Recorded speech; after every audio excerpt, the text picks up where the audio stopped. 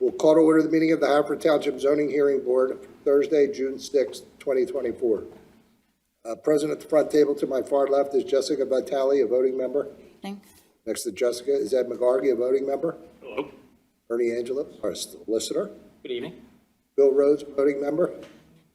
And Gary Smith, our voting officer. We have 4 new cases listed for tonight. The first one comes along with a continuance request, and that is case Z24-18, St. John Newman Roman Catholic Church. The applicant has requested a continuance to our June 20th hearing. Any discussion? Okay, that case is continued. Yes, you can just stand there. So my name is Laura Thomas. I'm the president of the Homeowners Association of Millridge, which shares the property line with the church and the school. We would propose a continuation past June 20th. We have requested information from the township April 24th, the right to know officer, and have not received the information we are looking for on impervious surfaces, stormwater management, and that's our main concern right now. So we would like a continuance past the 20th to get all the information that we need as well. Okay, do you have any indication that whatever you requested is forthcoming, or? Because the 20th is in 2 weeks, right? So. No, we have Lawrence Monty, good evening, owner at Millridge also. The right to know request was filed, it was acknowledged within a few days, and the letter stated that we would receive responses within the customary period by May 24th. Telephoned, written emails. Okay. Maybe what I would suggest is I do believe the applicant had an attorney, a Mr. Donald Petrosa. I can give you his phone number if you want to contact him and coordinate, and maybe there's another date. I don't know, but Yeah, I understand. speak with him about it. I don't necessarily want to grant it yet without having counsel aware. So his number is 610-892-1558. I believe that's his direct line. What was his name again? Donald Petrosa, Petrosa. Yeah, I mean, we'll also need some time to review whatever documents we have and possibly get an engineer as well. We have major stormwater issues. I'm going to call him. That's those are our objections. Yeah, I could reach out to him as well tomorrow and let him know and see if there's another available date, but I would suggest trying to reach out to him as well. So, Sure. Realizing that it's subject to a further continuance, I'm going to announce the continued date as June 20th. And you want to just go through Dom, or do you want their names? No, I can talk with Don. The reason why we're at least noticing today a continuance is that we don't have to re-advertise. If there is another continuance, we'll just do the same thing and announce a further continuance. But this way, you don't have to re-advertise, and it saves fees for the township. So that'll be the tentative date right now, subject to a further change. Okay. So with that, this case is continued to our June 20th hearing. And I tried to jump in too quickly. Bill, would you please lead us in the pledge? Sure. Please rise if you can. Allegiance to the flag of the United States of America and to the republic which stands one nation under God, indivisible, with liberty and justice for all. Yes. Will you be excused? Sure. Thank you.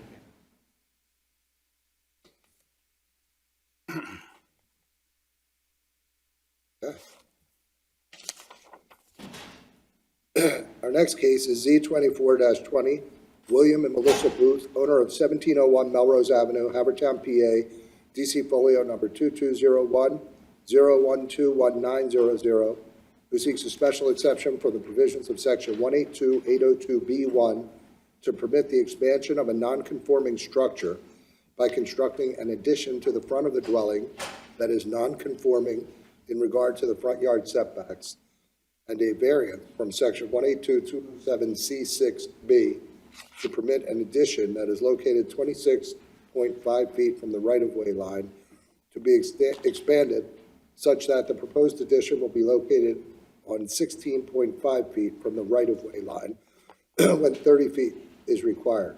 Property is on R5, low to medium density residential, and located in the 4th. So who's here for that case? Come on up.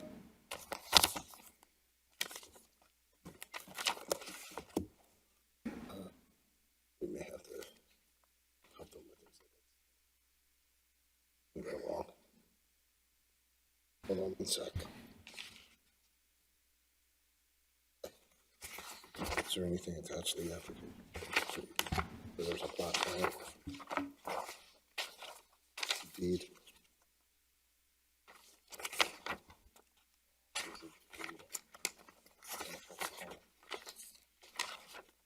So, just as some housekeeping as part of the application, I believe that you submitted a deed along with a schematic site plan, correct? Correct. Do you have any other exhibits, documentary exhibits that you want to produce or talk about other than these?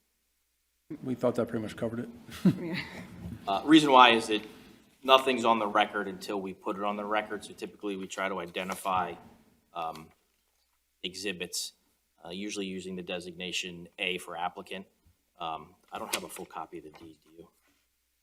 These are how many pages I have. Transfer.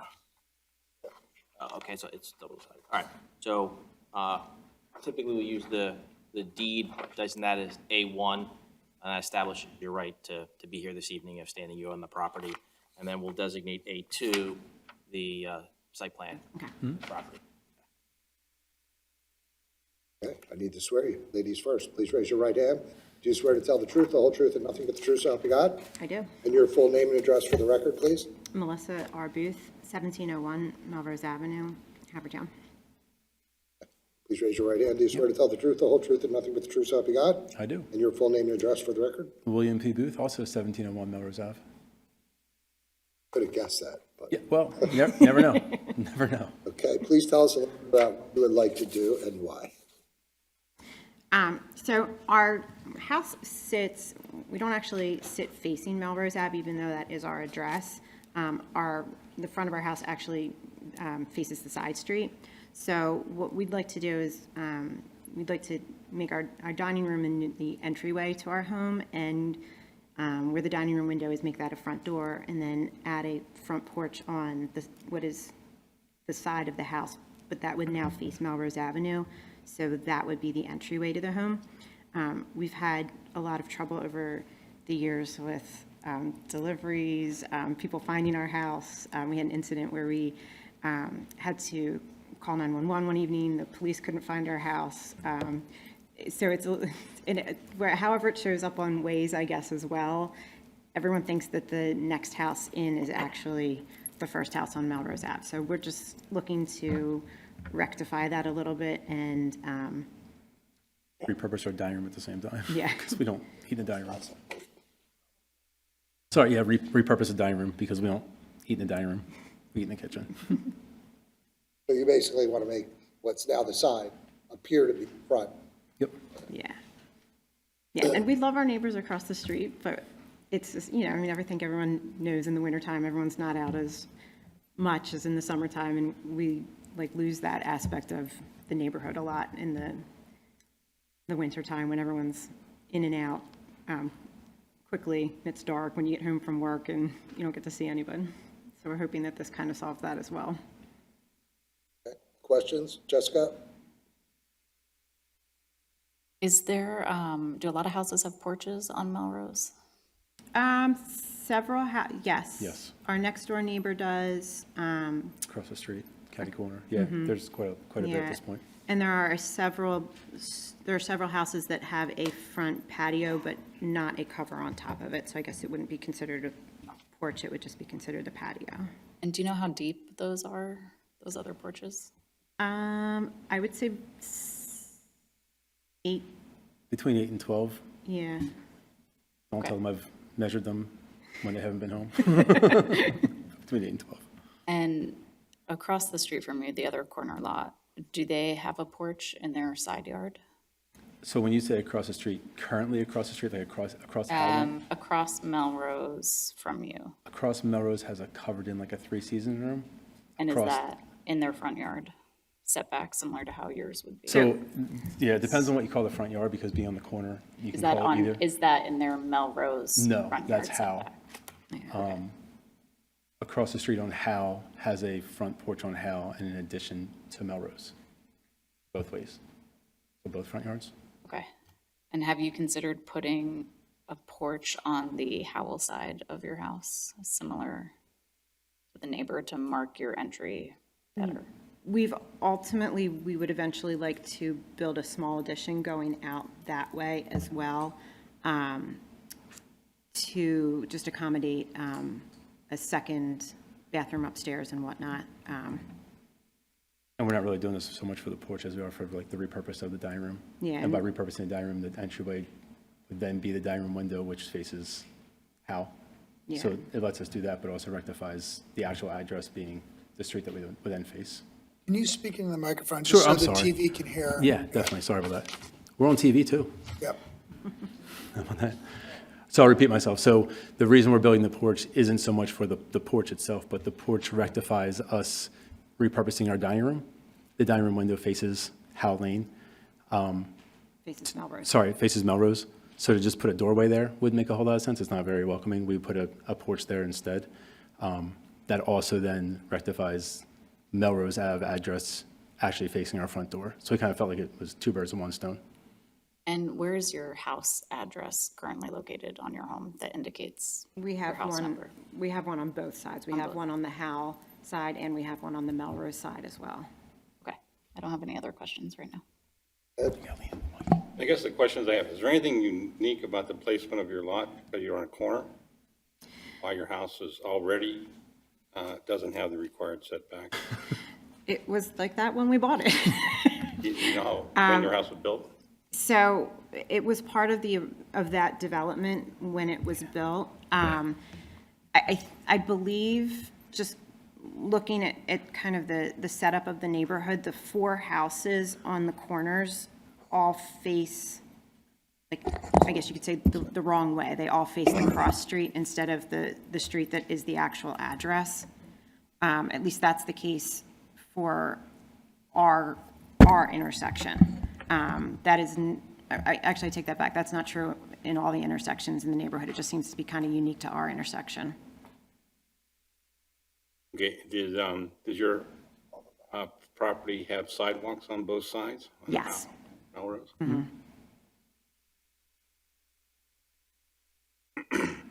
And I'm assuming that the sidewalk ends at the dotted line, which I assume is the right-of-way line on your plot plan?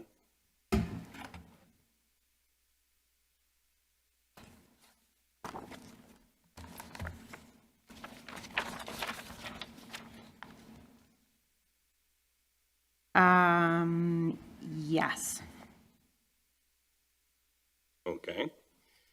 And other questions would be, would you accept the condition if they were to be approved, that you would not enclose this porch? Yes. Yeah, just a roof. We do not intend on enclosing it. The issue also, utilities, what utilities would you plan to put on your front porch? Just electricity. A light outside the door and then additional lighting on the porch. Okay, I believe that's all I have, Aaron. Thank you. Billy? Yeah, so I just wanted to, the schematic site plan in A2 is very small to read. So just to be clear, the proposed front porch would would encroach about 10 feet into the front, into that side yard setback, right? So 8 Which is foot, really your front yard. 8 foot, and then where the entry, the way the stairs would be, would be another 2 feet past that And, for 10 and foot. so, and you're already non-conforming, so that your current existing house is has a front yard setback of only 26.6 feet, and when 30 is required, and you're asking to go to 16. And Melissa, you were just testifying a little bit about some of your neighbors and the porches they have. So let's just focus on the Melrose side of your building. Okay. Okay, because that's where you really want to put it in, right?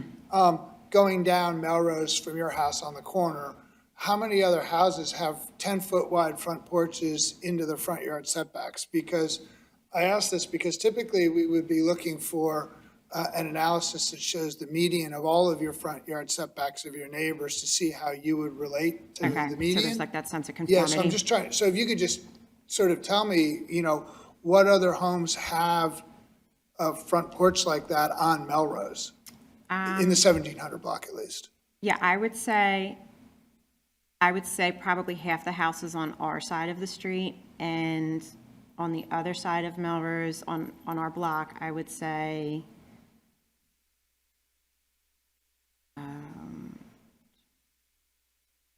3 have a covered front porch, but I would say 6 or 7 of them have a concrete patio that extends, Not a covered porch, just a patio. just a patio, yeah.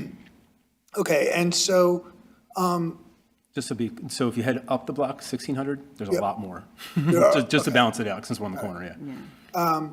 and then, so I'm just trying to understand the desire here, which, maybe roughly equates with need, but the purpose of this is for what?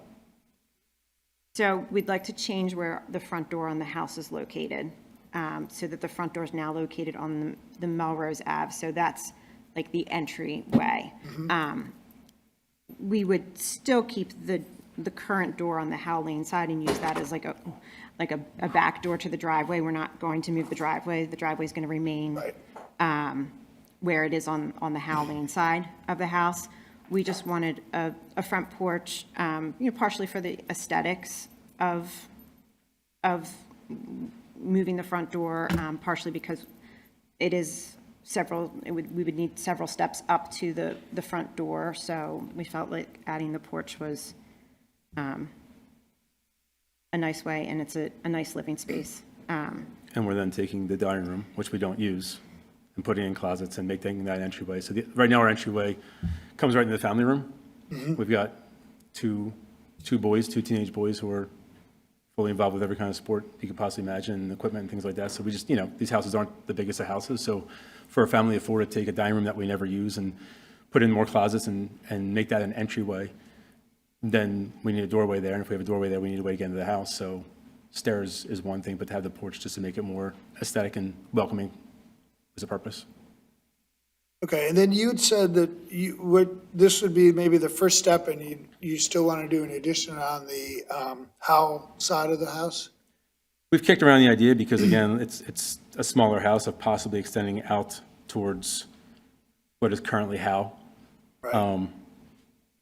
Finances might have a big issue with that, and that's down the road, and by the time we can afford it, I think our 2 kids might be out of the house, so we might be okay in that sense, too. Yeah. So, we're just thinking what we can actually handle right now within the existing structure is to repurpose a room that we already have. Yeah. Just makes financial sense. And that's reason- not the subject of this application. Right. Right, understood. See you in 7 years. It looks like I'm kidding. in the table on Exhibit A2, you're showing your side yard minimum is 8 feet, and that is what you have existing, 8 feet. So anything into that side yard would be, When you say side yard, are you talking about Howe Lane? I'm just looking at under the upper right corner, or on page A2, which is a landscape page. You have zoning information in the upper right. Yep, I see it. I just- Side yard minimum, 8 feet, existing 8 feet, right? That's the space behind the house. So. Between us and our neighbor. Between So- us and the property line. So Howell is front yard 2? Yeah, Howe currently is front yard. Front yard. Because of the way we sit, we can establish either as front yard, so we'll call Howe front yard 2 I got with it. the idea of making Melrose front yard 1. Okay, and then just to make sure I'm reading this right, in your rear yard setback, currently it's only 4 feet. So it's very small print. so- 47. Oh, that's 47, Yeah. okay, got it. I was So- like, no.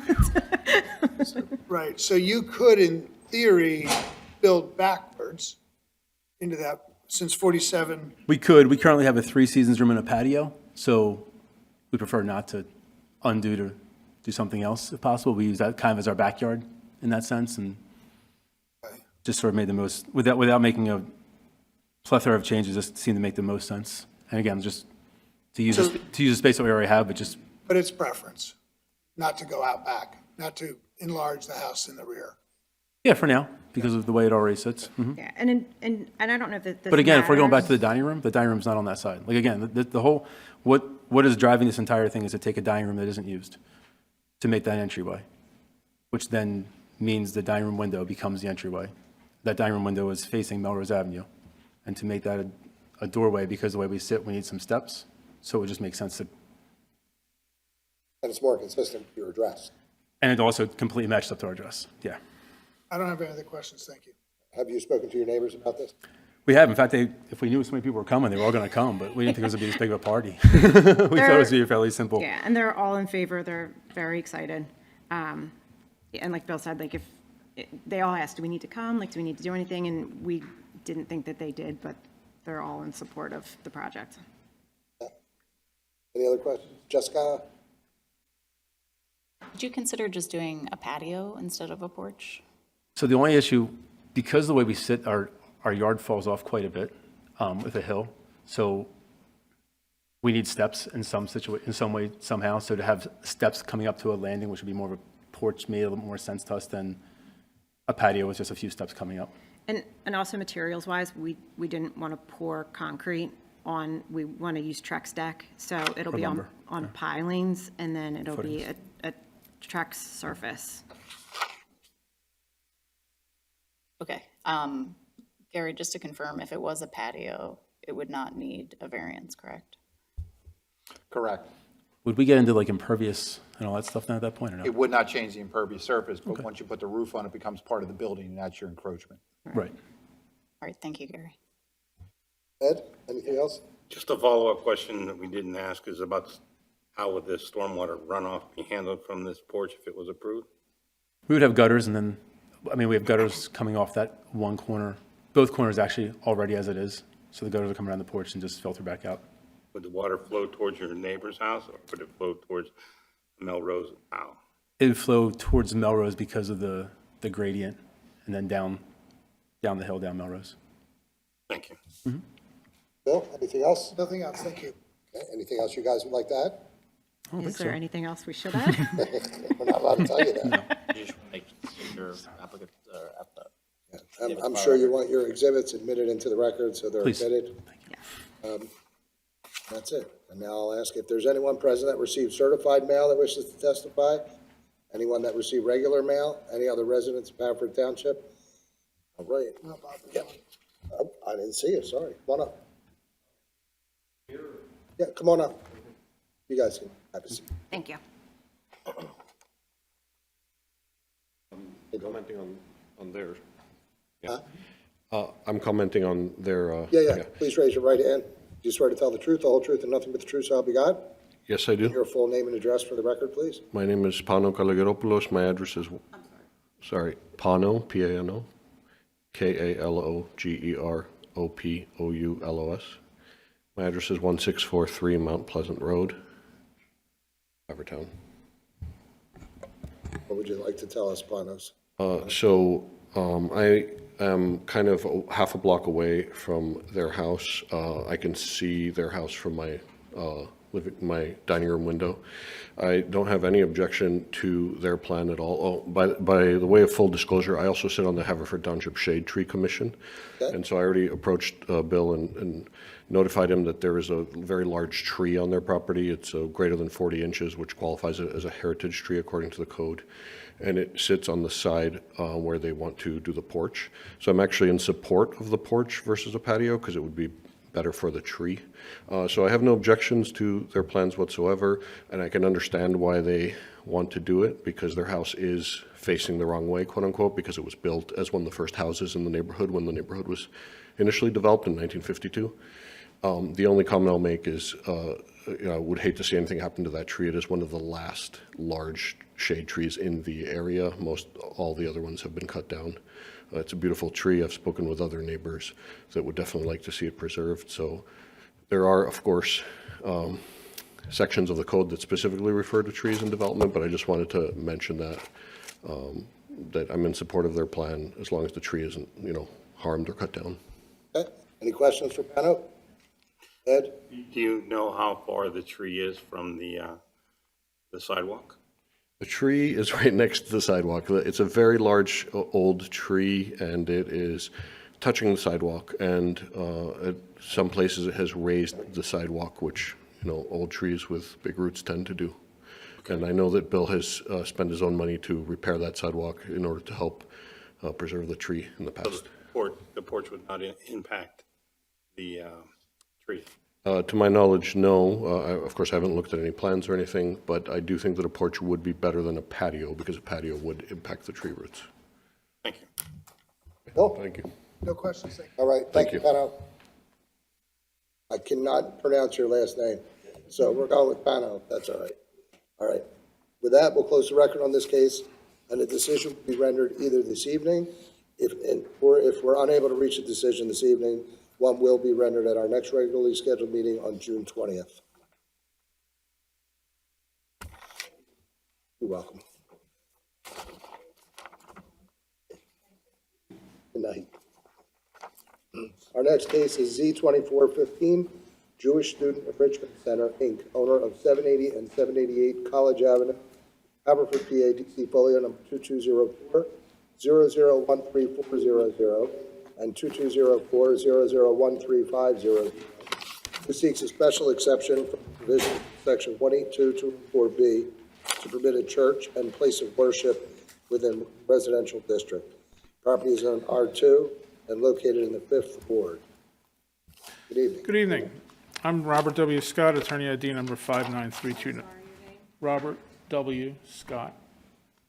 My attorney ID number is 59329.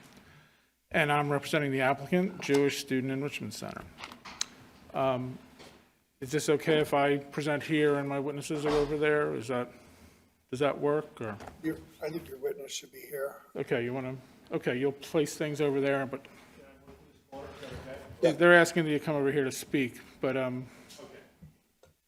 No, you can do it now. Perfect, thank you. So while we hand out exhibits, this is a fairly straightforward application. The township zoning ordinance permits, quote, churches or similar places of worship, end quote, in the R2 district by special exception.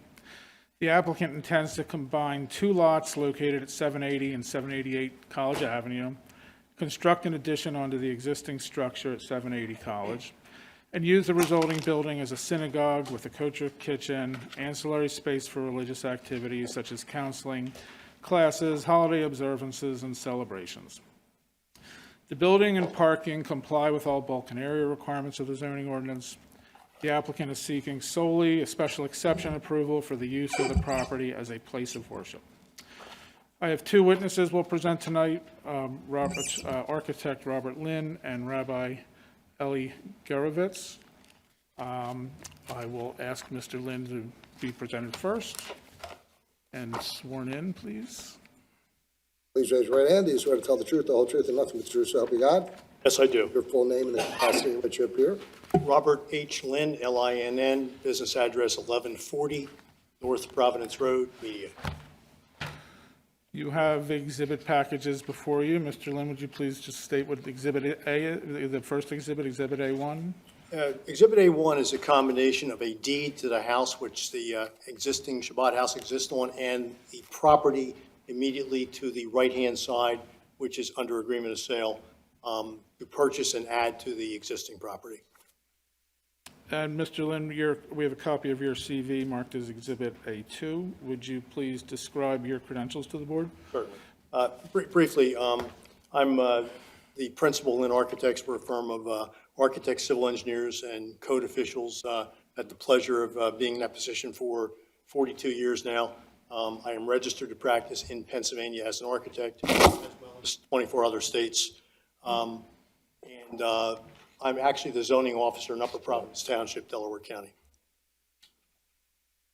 And you serve on the Nether Providence Township Planning Commission as well? I have the pleasure of my 29th consecutive year on the Nether Providence Township Planning Commission, which I just started, as I call it, my 7th consecutive 4-year sentence with no time off for good behavior. But I thank you for serving, because I know you're all volunteers as well. Have you been accepted by the Haverford Township Zoning Hearing Board before as an expert? I have. In fact, I think I recognize every member sitting up here as well as a solicitor. So with that, I'd like to ask that Mr. Lynn be accepted as an expert in the area of architecture, land use, and zoning. Okay, unless there's an objection from any of the board members or discussion, we'll accept Robert. Thank you. Appreciate that courtesy. Thank you. Mr. Lynn, has your firm been retained by the applicant to provide zoning services for the properties at 780 and 788 College Avenue? Yes, we have. Could I draw your attention to Exhibit A3?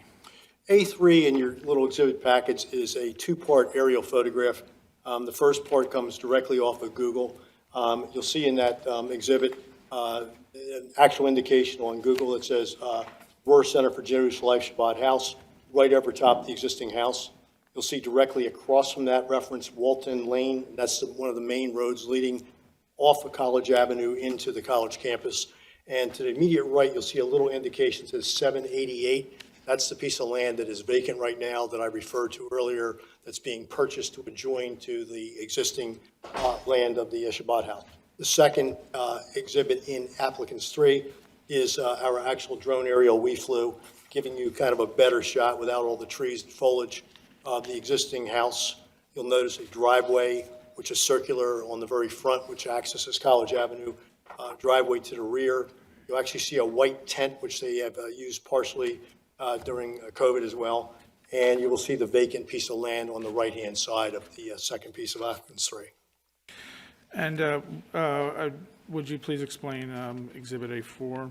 A4 is simply a survey of the property conducted by a registered land surveyor, and you can once again begin to see the 2 pieces of land. The left one, left-hand side on your exhibit, is the existing property. That is 780, and the size is 80 feet wide by 230 feet deep for a total of 18,400 square feet. The piece immediately to the right that's being acquired, 788 College Avenue, is 100 feet wide by 230 feet deep for a total of 23,000 square feet. And when you combine the lots, you have 41,400 square feet, which, as you know, is just under 1 acre of land. And the property exists in the R3 residential zoning district. R2, Mr. Lynn? R2, forgive me, yes, R2. And would you please describe the current improvements on the 780 College Avenue parcel? There's a very large 2.5-story house on the parcel. I think you began to get a picture of it from the Google aerial and our drone aerial. And there's also an accessory garage. To give you a sense of scale, the footprint of the house is 2,622 square feet, or approximately 14% of the site. And you can also see, again, the driveway entrance in the circular drive.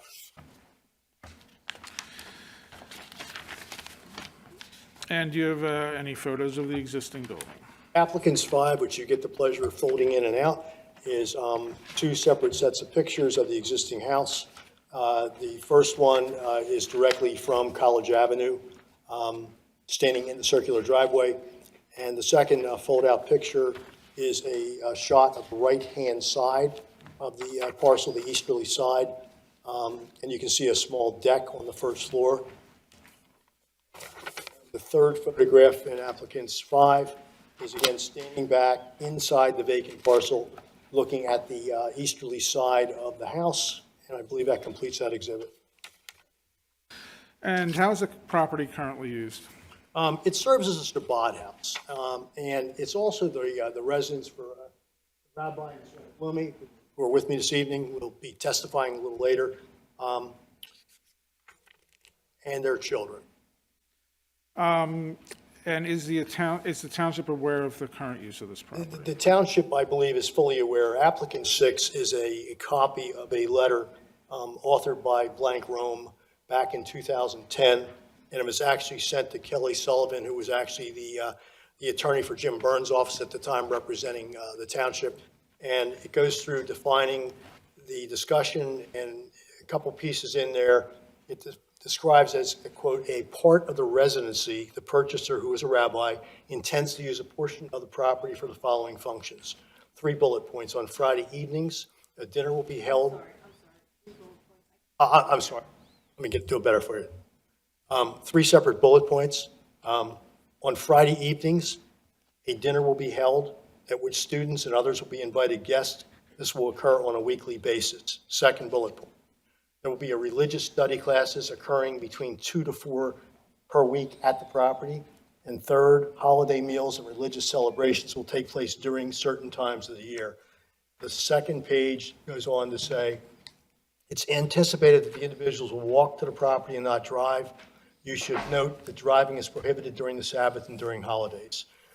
You've indicated that based on the above parameters, the proposed use of the property is outlined, will be authorized by the township. So that's 2010, 14 years ago, and it has been used in that capacity since that letter. So, and what is your understanding as to what a Shabbat house is? Well, I'm not Jewish, but I've learned a lot about a Shabbat house since I've taken on the case, and it's been interesting. And it basically is providing services for the students of the college, 2 colleges actually, Haverford and Bryn Mawr, this particular Shabbat house. The mission statement is quote unquote, the Shabbat house provides the Haverford and Bryn Mawr student communities and beyond a home where all are welcome to explore and celebrate Jewish tradition and identity, end of quote. Specifically, they list 6 things they provide. I'm sure they provide others, but Shabbat dinners on Friday nights, Sabbath services on Saturday mornings, holiday meals and services for students, some limited services for the non-student community, occasional lectures on different topics of interest in Jewish culture, and mental health support for students playing a de facto role as counselors and a source of support. So they are more of the specific parts of the mission statement. So why is the rabbi pursuing the project that is before the board this evening? Well, the venture has been successful, and they are living there as a family, including children. I've been there on at least 7 occasions, 8 occasions now, working through the design. And their house is part of the student community at this point. Their dining room table is the students' dining room table. Their kitchen becomes the students' kitchen. Their living room is where people worship. So it's basically become a successful endeavor supporting the college students. And the rabbi and his wife have concluded it's probably time to move out and simply dedicate this building purely as a place to support the students and not have them as intricate a part of their daily life. And that is the goal. So when this project occurs with this blessing of the board, they will basically be vacating the residence as a residence, and it will become strictly a Shabbat house to support the community and the students. Are the other properties on the College Avenue, on this block of College Avenue, also zoned R2 residential? Yes, they are. Would you draw your attention to Exhibits A7? Would you please describe what that is? A7 is a zoning map, and it's not very difficult to see, and I've tried to highlight the particular site in a little bit of a grayish purple color, and you will see the gray area directly across from College Avenue, which I'm going to describe as running east and west, is actually the college, and everything surrounding this particular piece of property and the property adjacent is residential too. And what is the zoning across the street on the other side of College That's Avenue? INS institutional. For Haverford College? Correct. Does Haverford College own any houses in the immediate vicinity? They own 6 on the south side of College Avenue, and they own 4 houses on the north side, including the contiguous property to the east of the vacant parcel. Can you describe the surrounding properties? I certainly can. Applicants 8 gives you a little better flavor of the surrounding properties. You will see in the very first photograph a very large house immediately to the east. Again, that is owned by the college as a residence. The second photograph is simply a picture showing the Walton Lane and the sign announcing Haverford College across the street. The third photograph is standing on the little easterly porch I described earlier, looking towards the property on the east, which again is the college-owned house. You're looking across the vacant land. Next picture is a house to the rear. of the property, which actually has a Railroad Avenue address. It's accessed from Railroad Avenue. It's 510 Railroad Avenue. And I believe that covers all the adjacent pictures I have. There is one more house immediately to the west, which I do not have a photograph of. Okay, could we move to Exhibit A9? Certainly. And would you please describe what that is and what the proposed improvements are? A9 is also on full size behind me, so you can maybe read it a little better. It's strictly a site plan showing both parcels. The green property outline on my exhibit is the outbounds of the parcel with both lots combined. There's a kind of dotted green line in the middle showing the delineation between the existing house parcel and the parcel being acquired to the right. The pink on my exhibit shows the footprint of the existing house, and the yellow on my exhibit shows the proposed addition predominantly to the rear and just slightly to the side of the existing house. And what will the addition contain? Hang on 1 second. Will there be a dedicated sanctuary, a worship area that's not currently? Yes. Well, let me describe a little better, if I could, the floor plan of the addition. The footprint of the addition is 3,660 square feet, plus a deck and a porch. The second floor is not as large as the first floor.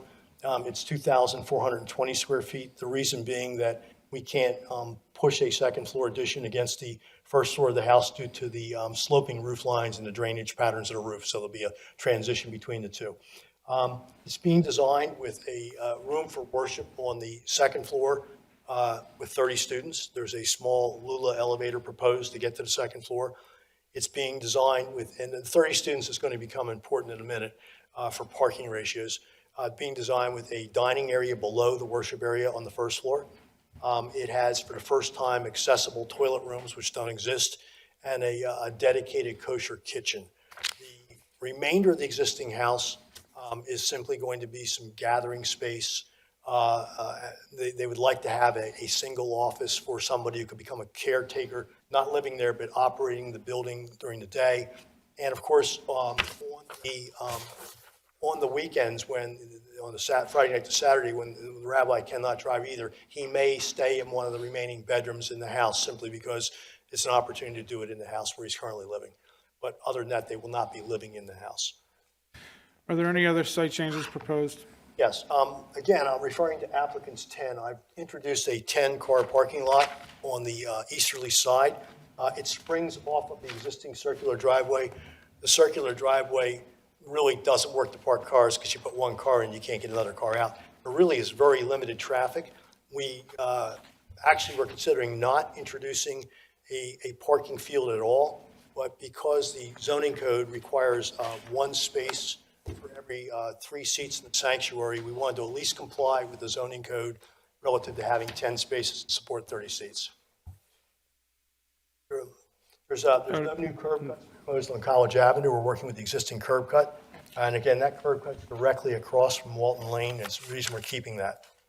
And do you have any images of the addition? I do. Applicant's 11. I have a slightly larger one here for you. It's simply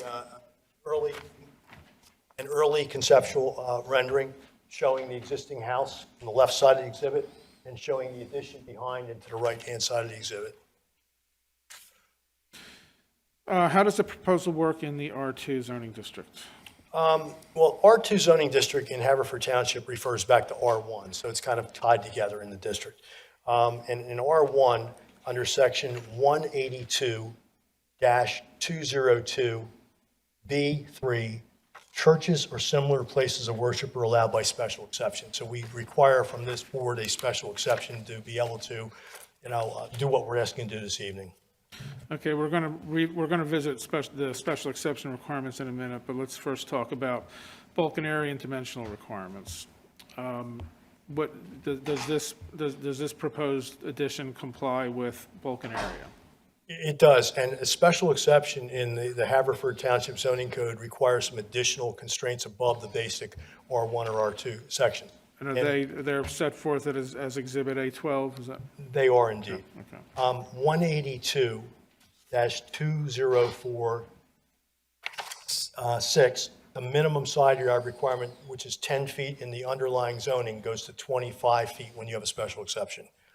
And 182-718, design standards, there are some design standards for the parking area when it's a special exception in a residential district. And can you describe what those additional constraints I were? can indeed, and by the way, this does meet the 25-foot minimum side yard setback. We've gone with the additional setback for the special exception.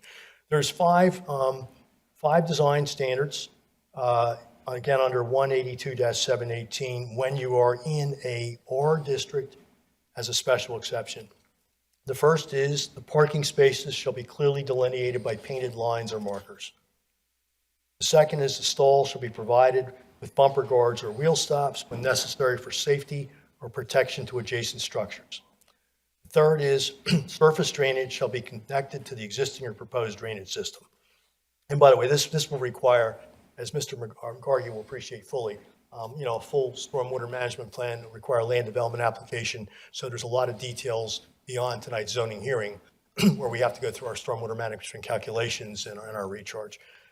Number 4, all vehicular entrances and exits to the parking area should be clearly designated for all conditions, and if spaces are used during evening hours, appropriate lighting shall be provided. There are the 5 pieces that are special pieces for the special exception on parking. Yep. Understood. It's really just water. And will this project comply with those additional requirements? Absolutely. Okay. Is there also a buffer planting strip? Yes, we require a buffer planting strip. We've introduced that on both the rear and the right-hand side, a full buffer planting strip of 20 feet. And the rabbis actually already started to plant some evergreens in the back, but as part of our land development application, we will present a full landscaping plan, tree species, and details on the landscaping buffer.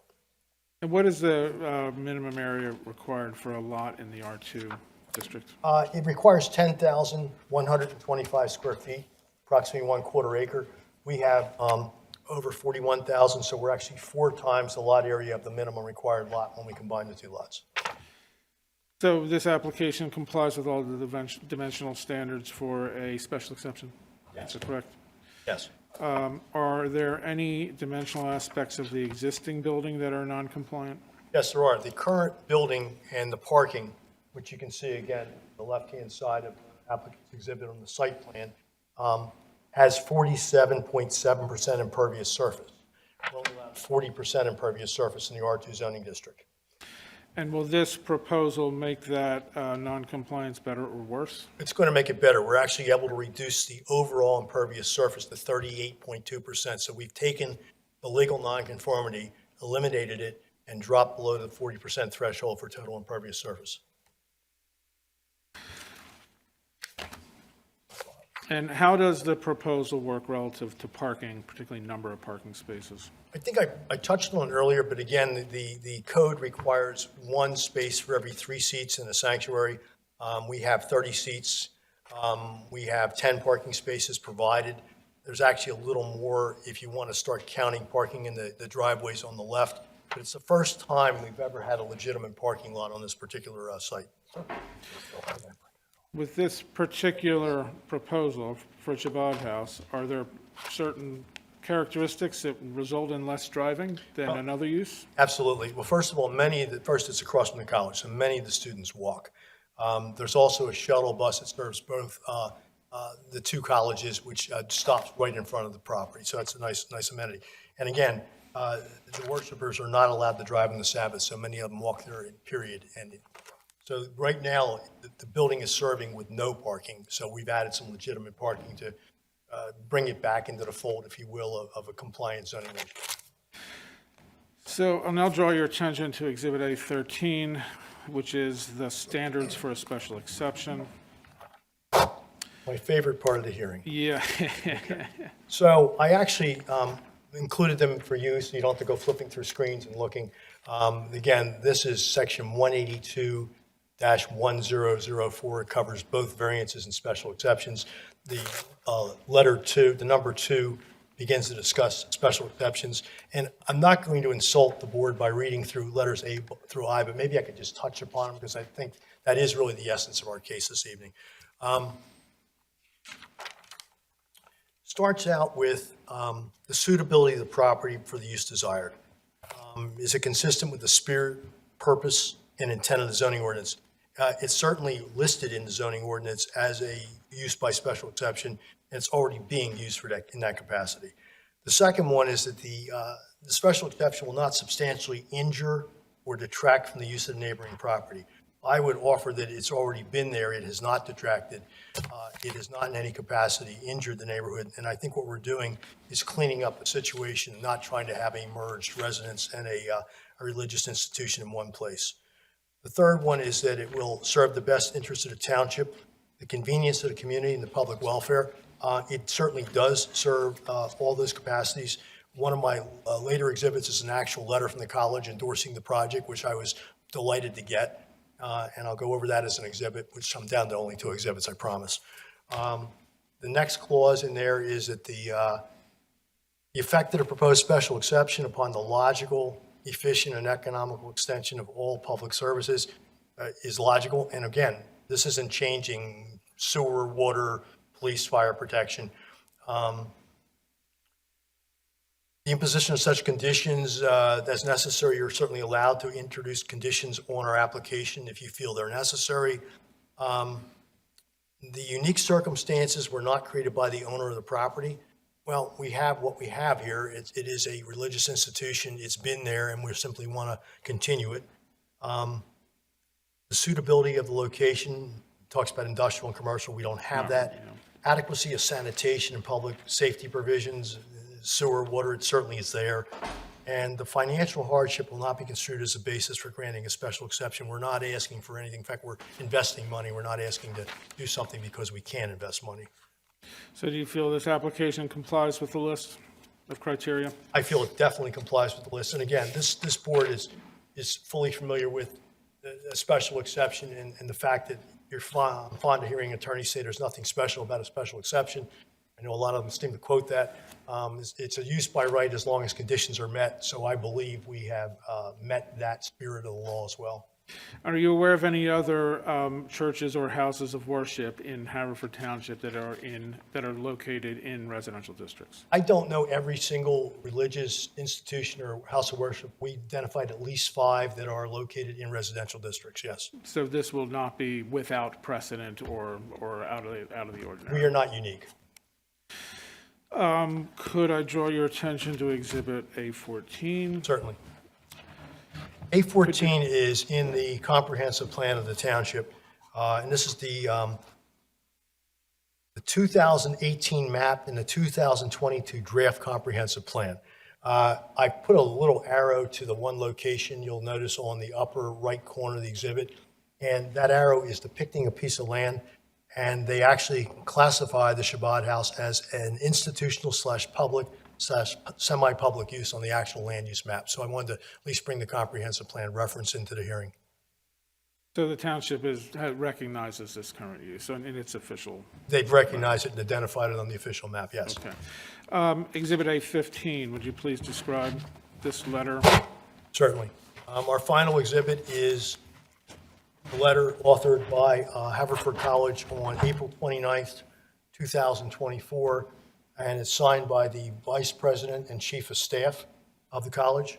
And it's really short, but I think reading it is important on two terms. First of all, dear commissioners, we can make that zoning hearing board members as well. On behalf of Haverford College, I write to support the application of the Rohr Center for Jewish Life Shabbat House because it will better enable the center to host programming of high value to members of the bi-college community, referring to both colleges. I affirm the college's intention to continue to make available overflow parking on our campus for weekend and after-hour events the Rohr Center holds at 780 College Avenue in service to our shared community. And they go on to talk about it's important to make sure that the roadway and crossing the roadway is safe, and traffic calming measures and pedestrian safety measures along the stretch of the roadway are advocated. So that's to me, it's a dual purpose letter. One, probably the biggest end user, the college itself with the students, endorses the project. And number two, what has occurred all these years of having parking has been memorialized in a letter saying it's official. It's not just something that's, happening de facto. So do you believe we have met all the required parameters and criteria for a special exception? I truly do. In your 40 years' experience in the areas of architecture and zoning, do you have any summary conclusions? I always do. Of course I do. It's parking compliant. First time we've had a parking compliancy on this site. Didn't exist before. Hang on one second. I have really great notes on this topic. If I can just get them. This is not a new application. The township's aware of it. We've been using it in this capacity for the last 14 years, so it hasn't really changed in its use. The township's land use map recognizes the use. It's actually in the township's map. The college supports it. We're eliminating the non-conforming impervious ratio on the site. So there's a positive under the basic underlying zoning. We actually have, for the first time again, parking. And we're complying with all the dimensional requirements, including those special ones when it's a special exception in the residential zoning district. So it's zoning compliant. We're here really this evening for one request, which is the special exception.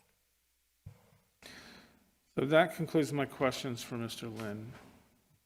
Mr. Lynn, just Sure. so I understand your testimony, to try to narrow it down, the use of the property has been consistent since at least 2010.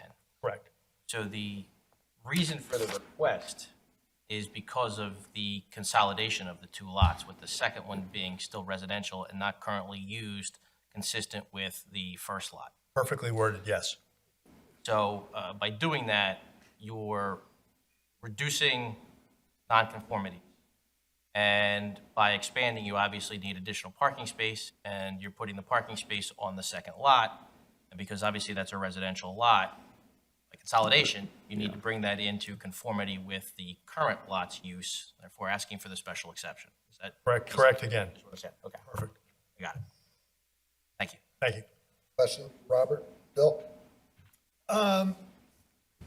So I think you mentioned that the second floor room for which functions, services, so forth will be conducted is designed for 30 people? For a maximum of 30 A people. maximum. Correct. So how do you identify that maximum number? From a design architectural point of view. Is that based on seating? Is it based on people standing shoulder to shoulder? It is based upon seating. The size of the space is 30 by 40 on the floor plan. It's based upon chair seating such as we would have here. You're obviously not going to seat wall to wall. It's also based on the reality of the current congregation does not hit that number on a typical worship day. And we believe that will be the maximum number needed. Therefore, the space was designed to try to capture that number. And so in Mr. Lytle's letter from Haverford College, he thinks that the application would better enable the center to host programming of high-value to members. So would the enhanced programming be likely to draw more people than they currently draws? We hope that it draws a few more. It's obviously a big investment to do this. I mean, anytime you're going to expand a facility, and I think the rabbi can comment probably better than I can, will speak next. But we'd like to see this thing, it has been successful. We'd like to see it continue to succeed. And we'd like to see a little more participation. But even then, with the parking ratios, I suspect if you have 30 people in that based upon the non-driving and walking across the street from the college, I suspect you will not have that parking lot even at that full. Just based, right now, again, they're already having major worship, but there's no parking. So it has worked all these years. Okay. No other questions for Mr. Lynn. Thank you. Ed? Yes. Questions I have, trying to make sure which would be for the rabbi and which would be for you. Have you were asked to do any other interior renovations to the existing structure? No, we're going to pretty much keep the existing structure the way it's been done now. It flows nicely. There are some non-accessible toilet rooms that could still be used by the rabbi, or his family if they're there. We are going to repurpose one room for a small office for somebody who's a custodian, if you will, of the building. The rooms are not super large, and it's 2 basic stories, but we did install a limited use elevator. It's not a chair lift, it's a real elevator, and they're expensive, they're $75,000, that will take us from the first to the second floor to provide accessibility. We didn't have it on the second floor, but the 2 floor plans flow into each other from the second floor. There won't be a whole lot of interior changes in the main building. Okay. As for the addition, one of the things that I heard testified was the uses for Friday night dinners. Correct. So I guess that will be moved over into the new addition. The room below, directly below the worship room on the floor plan is exactly the same footprint. That's for a dining facility below the worship facility. So yes, that will continue to be there. Right now, it's occurring between the living room and the dining room of their house. So that will be a dedicated room for the ability of students to eat. The other thing I see in Exhibit A3 and A8, it looks like they've relied on the use of a tent. Do you know if that tent was there when you visited the site? Tent is not there at this point. I have seen the tent during COVID. Actually, it was interesting you raised that question because the tent was approximately the size of the second floor worship room, and they concluded it worked well for worship as a tent. So we based in part the size of the room on the tent size that was there. That was an outdoor activity during COVID. That's all I have. Thank you. And did you ask if the tent is down and staying down? The tent is not there now. I know of no reason to put the tent back up if there's permanent space that serves the same purpose within a building. No? Or Jess? I confused myself. I usually go left or right. I just want to follow up a little bit on Ed's questions about the existing house, since Yes. it is noted as unsurveyed. So you said you're not doing much work. What makes up the existing house on the first floor? The existing house on the first floor, referring to drawing A1, which is an applicant's exhibit number 10, A10. Right now, we have going the second floor on the right, the first floor on the left. Right now, the house has a kitchen, a dining room, and a living room within the gray crosshatched area. You notice we are linking those to the new space. The second floor currently has, I'm calling it a library, it was a bedroom, and 2 new toilet rooms, which are accessible in size because there's a small lula that takes you up to the second floor. And then beyond that, there is another 2 bedrooms on the front, one of which will be repurposed as an office. Okay, and is the intent to ever have that existing house closed off from the rear space and remain a private home or No. a private space? Now, the intent is to extract the private living function, with the exception of the rabbi, his wife, in the location, who could be there on a weekend. And again, they are in the process of procuring an alternative residence in the area. So no, this will be a non-residential situation moving forward. Okay. Your rendering shows a front yard fence currently on the property. Is that existing? There is a fence there, and it's nice, but we'd like to do something with an estate-looking piece of monument, I call it fence, with wrought iron or aluminum. I'm not certain yet, something in the capacity of the rendering. That will actually occur.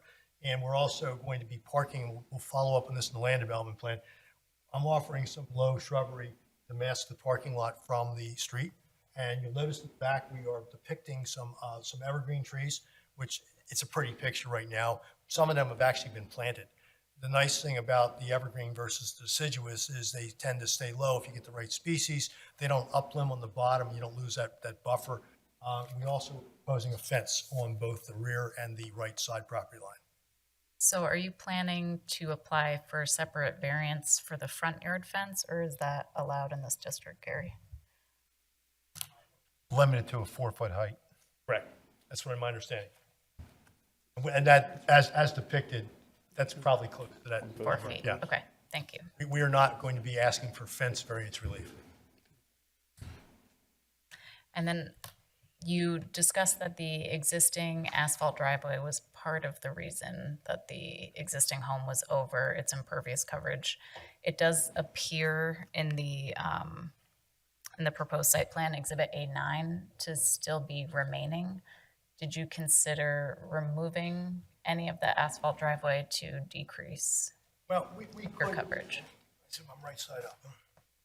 We could certainly remove it, but it does provide access. There's a little shed in the back corner. It provides access to, if they wanted to load a little kitchen function off the corner, they could do it.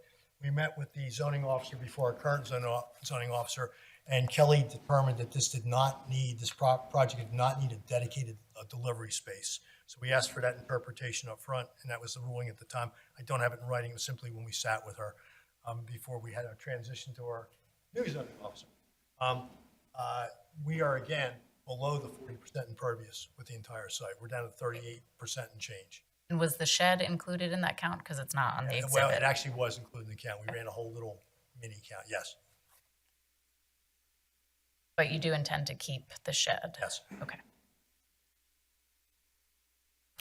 And then you noted that the number of worshipers in the synagogue space will be 30. Is there going to be any signage indicating that that's the maximum occupancy of the space? I wasn't planning on posting that signage at 30. If that's a condition that the board would like to list as imposing on the project, I understand it. Again, the whole idea is I was trying to make sure I provided parking that I believe was compliant. I still don't even think I need 10 spaces, but I was at least trying to match the spirit of the letter you have listed there. And I doubt they would turn away worshiper 31. Okay, thank you. The rest of my questions are for the rabbi. Okay. Can I just follow up on the same line, though, for the dining? Is the expectation that dining services are only provided to people who are attending religious services and functions there? They would be on a separate evening before the services. They'd be Friday night. So they would not be coincidental. They would be individual and non-parallel services. So, and again, the dining facility below, they already are doing dining on Friday nights here. So it's simply making it a little more of a formal arrangement, special kitchen. And the limitation on 30 people would be okay for that, too? I don't know. I'm only judging. The only thing it says in the code is the seats of the worship. So I was just trying to use something. I mean, I believe there's times when they get up to 40 people that eat there already in the existing house. They walk across the street from the college on Friday night. Do the students who participate in these meals get credit on their meal plan at the college? That I am way outside my expertise. I think again, I don't want to. I'll save the question for One the out of other. my lengthy form. I spent considerable time. We've been working on this 2 years. This project. We started out, by the way, with the project with the rabbi and his wife and children continuing to live there. As it evolved and working and talking to the prior zoning officer, Ellie thought it would be better for clean break, and this is simply a religious institution, not a mixed institution. So we went a step back, took another look, and redesigned it, and did what you're looking at here as a non-variance, no dimensional variance compliant project, strictly working with the religious component of the code. So there's no mixed metaphor, if you will, residents. Okay. You're not leaving, Robert. I'm here the entire evening. Could I, Because I may have some questions. We're going to take a 5-minute break. okay, could I ask him 2 questions really Sure. quickly? You've several times tonight used the phrase Lula. I don't know that everybody knows what that means. Would you Lula. please spell that out? And What a silly designation for an elevator. A Lula is a limited use, limited access elevator. It's an elevator that's not on steroids, but it looks like an elevator. It's still got a cab lining, it's got an emergency telephone. The cab size is smaller. It's designed predominantly for a person in a wheelchair and a care provider pushing them. Typical cab size is 3.5 by 5 feet, or 4 people riding the elevator. So we've used them in many commercial applications. We just installed one in the Glenwood Springs, Colorado train station for Amtrak inside a vintage historic building. We put it in a brick tower and not destroy the image. So it's as far as federal compliant. It's still under the Pennsylvania lift and elevator clauses. It's inspected yearly by the state of Pennsylvania. So it's an elevator about half the cost, bottom line. And one final question, is the fence existing, the fencing? There is a fence there. And there's, to On the front. my understanding, there's not a proposal to add additional fencing, just the existing fencing. We were proposing putting fencing on the right side property line, rear property line. It's all there. It's all there. Okay. And I didn't go into detail on those pieces because as we do the land development process, I will need to go into detail on all those pieces. Okay, That's all I have. Thanks. all right, take 5 minutes break. Thank you. Off the record, Jeff, please. We're good? Okay. Meeting of zoning hearing board. Robert? May I call my next witness, Yes. Mr. Chairman? Thank you. My next witness will be Rabbi Eli Gurevitz, which is spelled Gurevitz. First name Leeli. First name, Rabbi. Yeah. I need to swear you in, Rabbi. Please raise your right hand. Do you swear to tell the truth, the whole truth, and nothing but the truth, so help you God? Yeah. And your full name and address for the record, please? Eli Gurevitz. I mean, my full name actually is Eliyahu, Eliyahu, if you want to have my legal name. Last name Gurevitz, Gurevitz. Currently at 7. I don't know if Maybe this one? Oh, sorry. This one? they're both on. Yeah, they're both on. Just, Sorry. if you could speak a little louder. Sure. Slowly. You want me to say my name again? Arlene's new at this. 780 College Avenue, Haverford, PA. My address. Rabbi Gurevitz, how long have you and your family lived at 780 College Avenue? Since May 2010, just Okay. 14 years. And what is your occupation? I'm an ordained rabbi. I spend my time teaching and counseling students, and the executive director of the Jewish Student Enrichment Center, which is a... Yeah, Robert, how about if we flip? You want to? Sorry. Rabbi, come here and you can Yeah. go over it. So, shall we share a mic, or or you want me to go over? It's up there? to you. Let's It might give be- this a try. Okay. All right, so, I'm going to ask you again, what's your current occupation? I'm an ordained rabbi. I teach and counsel students, and the director of the Jewish Student Enrichment Center, which is a Chabad house serving the Haverford and Bryn Mawr communities. And does the Jewish Student Enrichment Center have a particular focus or mission? Yes. Our mission at the Chabad house is focused on college students. While we're open to all, we mainly focus on connecting college students to Jewish traditions and identity. We don't discriminate based on race or religion, so everyone is welcome. We invite students to Shabbat dinners on Friday evenings. We hold services on Saturday mornings for students and a small group of local neighbors. We provide educational programs. We provide counseling to students in crisis and students who are grieving. Are there other Chabad houses located near college campuses in the greater Philadelphia area? Yes, there are Chabad houses at Swarthmore, University of Pennsylvania, Temple University, and Drexel University. And do most of the people who attend your meals and services, how do most of the people who attend your meals and services travel to and from the property? So most of the people who attend are students, and they come by walking across the street. They rarely drive and park. The shuttle stop it's called a blue bus. You may have seen it. It's just steps away. It's right at the entrance of the college.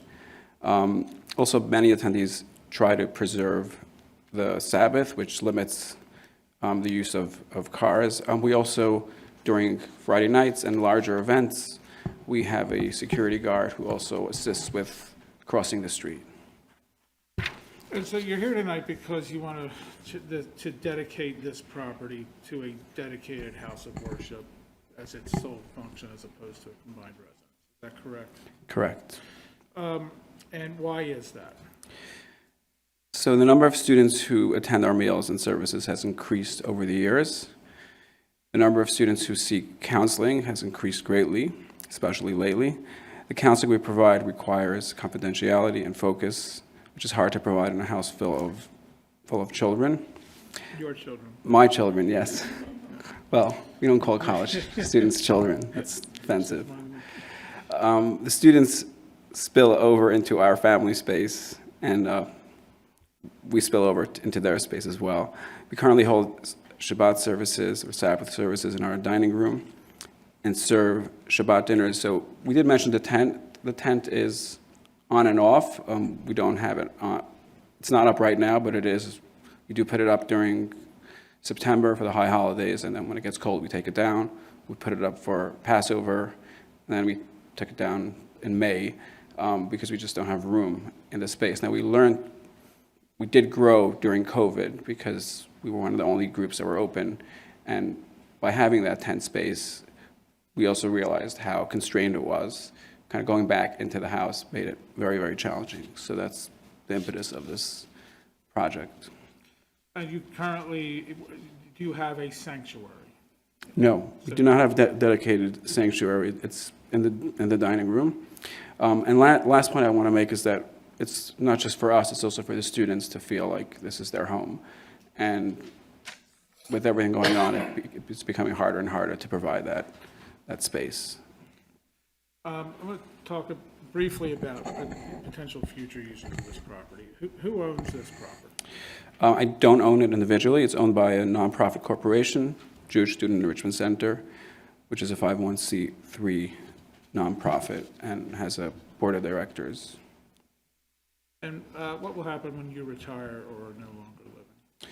The board of directors will hire a successor rabbi.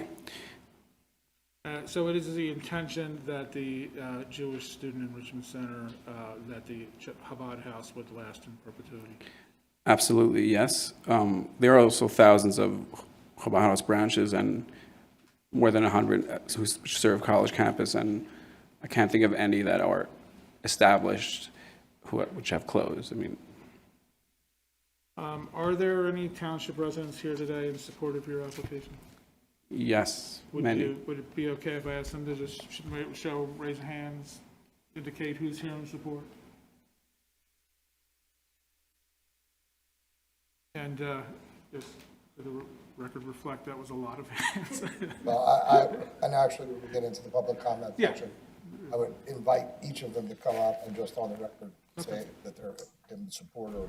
That would be great. Do you also have letters of neighbors in support? Yes. And would you, do you have copies that you could share with the board? You know, let me give them to you. I'm sorry. They're in that envelope. Want me to? Yeah. Could we approach and hand out a Yes. set of letters to the board also?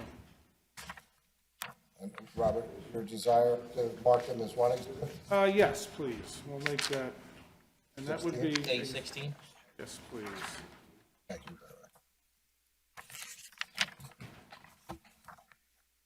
And that would conclude my questions for this witness.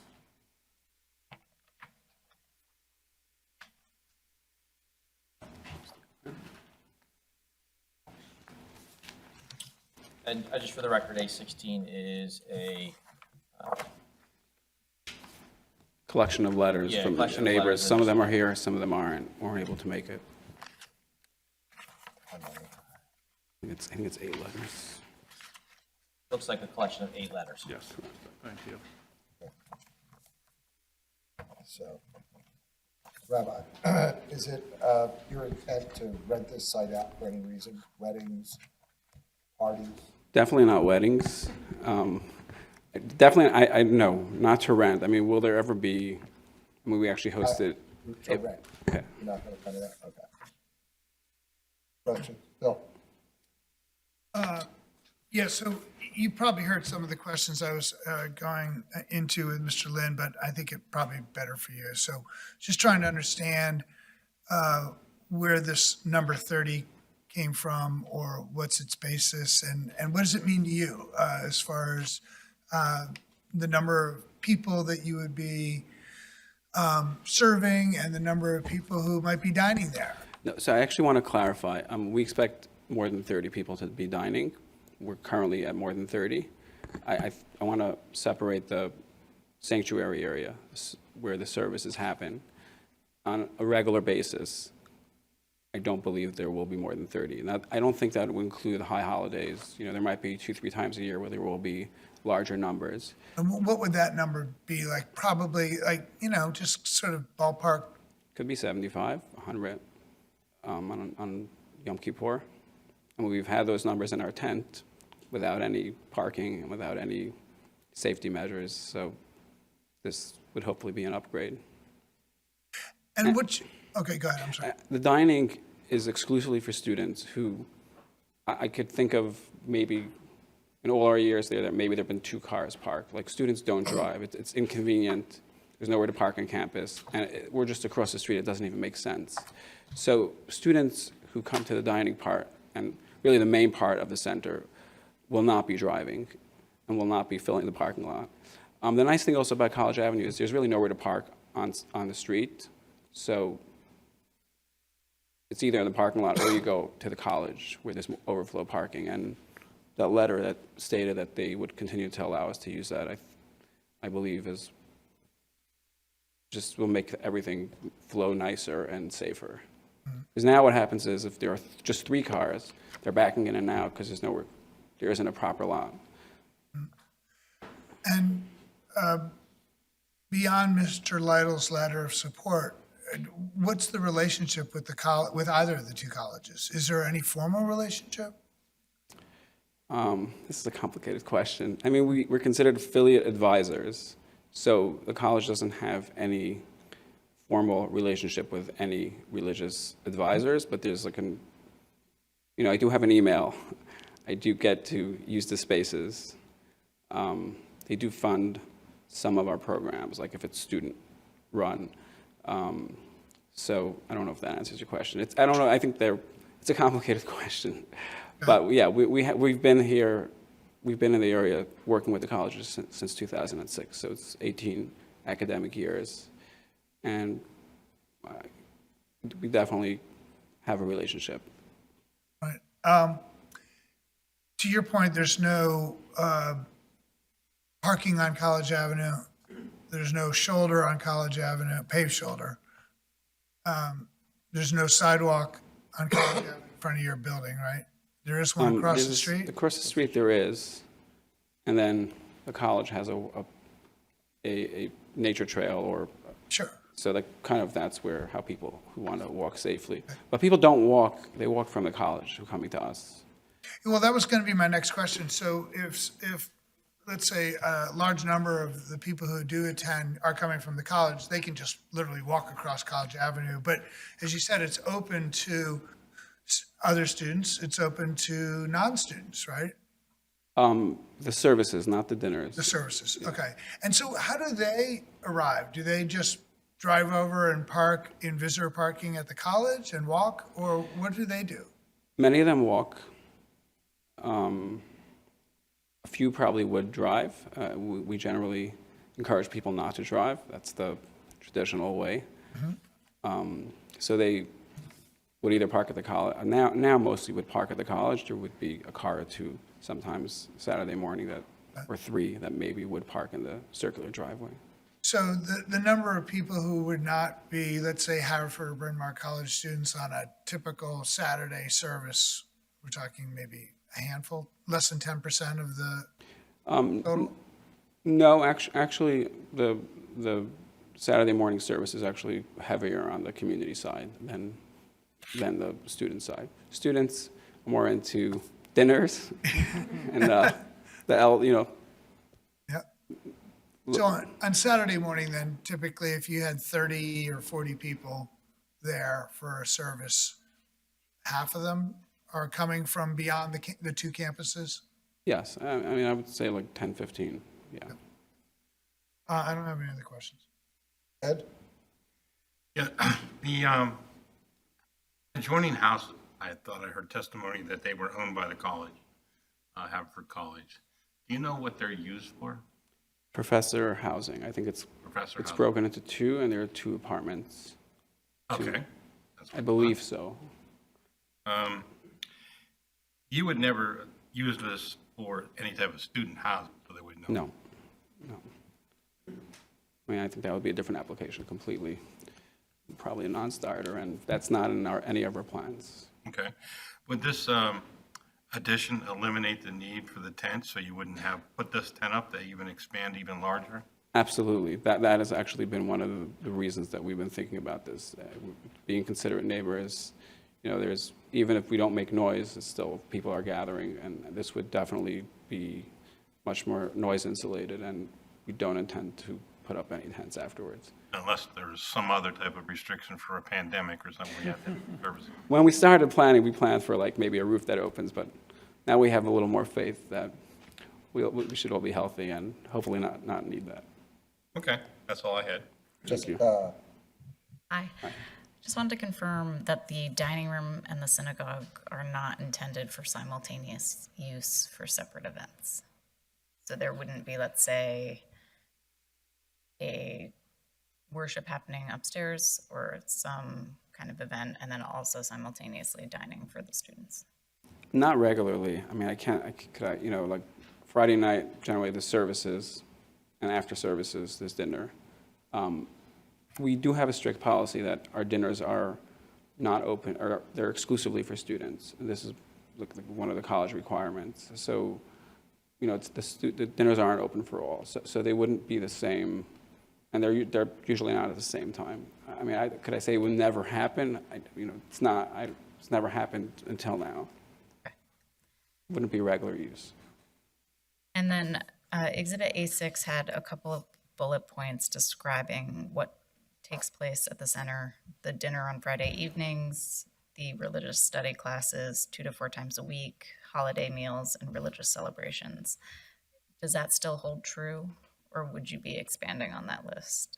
So the context of this letter is when we were in contract to buy this 780 college. It actually was 780 and 788 combined then. We actually separated it, and we sold it to one of our supporters, and now we're going to be buying it back from them. So, I mean, I think we have some, we do more counseling today. We also have some lectures that are open to the community. We bring some Holocaust survivor once a year, an academic lecture once a year, but regularly I would say this still holds pretty true, pretty accurate. And when you do the academic lectures, are those typically aimed at the BICO community, or are they aimed at the greater community as a whole? So I would say like once a semester, we do try to do something that's open to all. But that's not on a regular basis. I mean, I'm sure you've seen even, people don't like coming out so much these days. So, we try to limit it to, once in a while. It's not like there aren't weekly lectures. We probably wouldn't get many people to come. But we do try to do something to bring the community and students together, but they're very occasional. And in the past, what have you found the attendance at those lectures or events to be just general? From 10 to 100. I think it varies, but. And will there be any full-time staff at the center besides the caretaker? So Blummy and I are the full-time directors. There may be an assistant, an office assistant, but they wouldn't be living there. Okay. I think that's all my questions. Thank you. Okay. Bill, you have anything else? Nothing else. Thank you. Ed? Thank you. No. Thank you. Robert, Good. you have any, I would just like to move the admission of the exhibits. or admitted? Thank you. And that concludes my presentation. Okay. With that, I'll ask if there's anyone present that received certified mail that wishes to speak. And you don't have to make a long speech. If you're in favor of it and you want to come up and just go on the record and say you're in support, that's fine. Anyone that received regular mail? Any other residents of Haverford Township? Please come forward.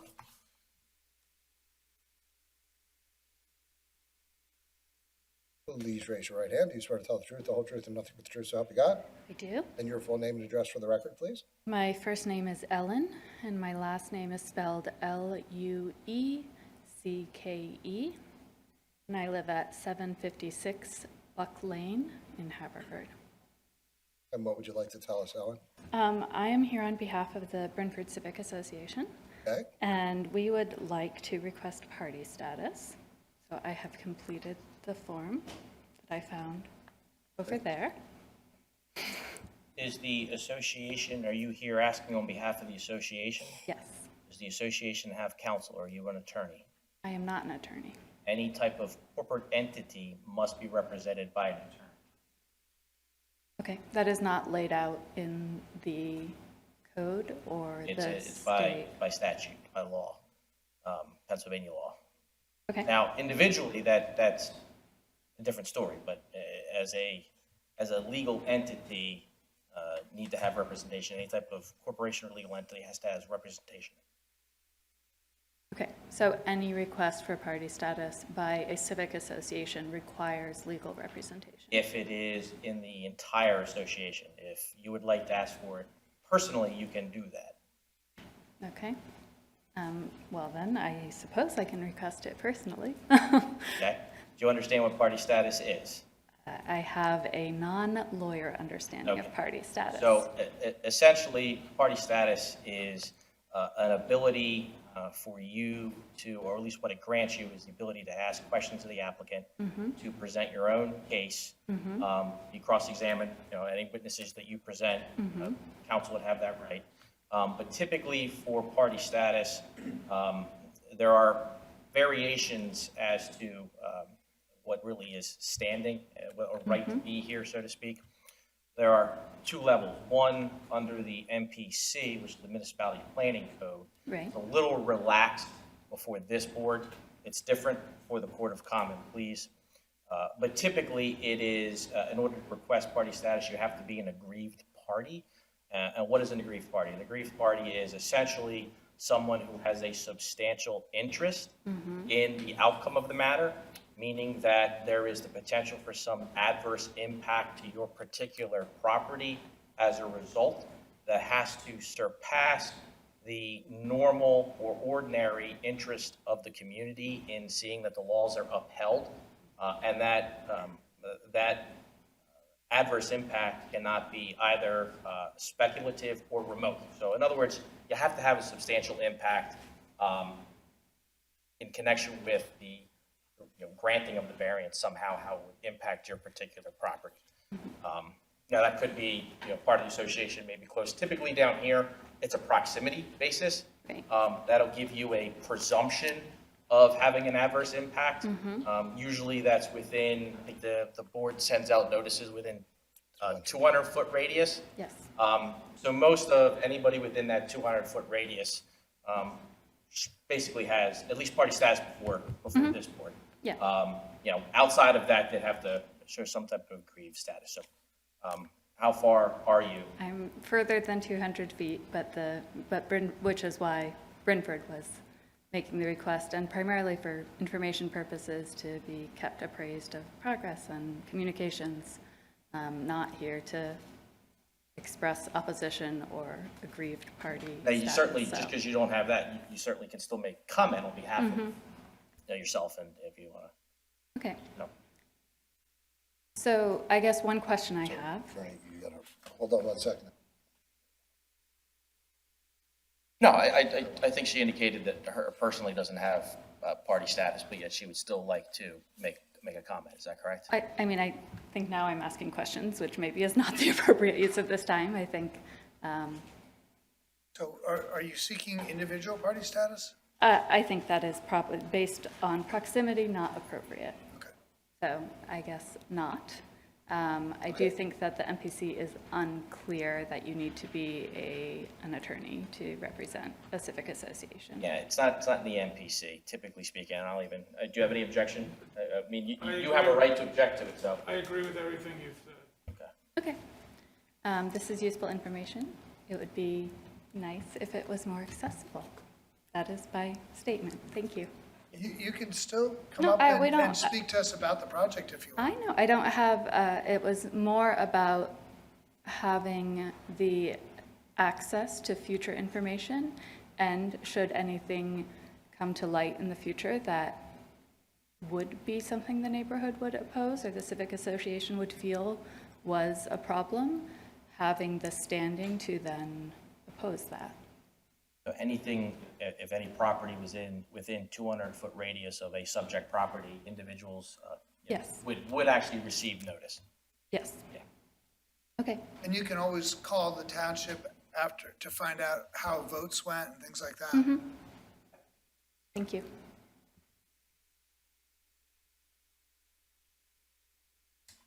Please come forward.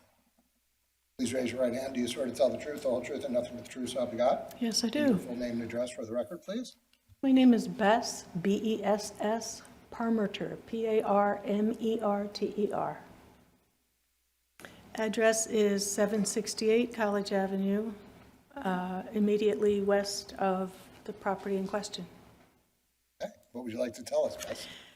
We have shared a property line with Ellie and Bloomy and their organization now for 14 years. And our interactions with them have always been pleasant and cooperative, friendly, and I think they're really an important asset to the area.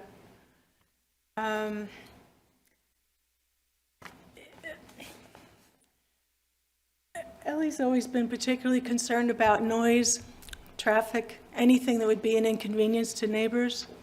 And I have to tell you, he lets us know far better than our bigger neighbor, which is the Haverford College, and they make immeasurably less noise, produce immeasurably less traffic, and don't have extremely loud sporting events and bright lights all hours of day, night, weekend, and so on.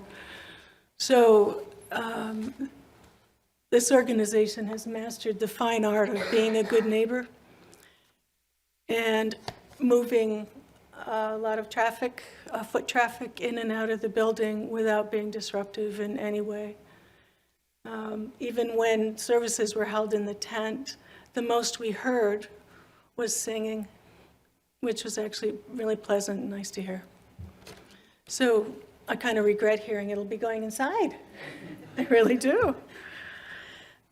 We've been, with regard to sharing the resources and capabilities of the center with the community, we've been invited repeatedly to programs, to dinner, and so on. Not the student dinner, but to a family-related dinner. I think it's worth noting that this is more than a house of worship.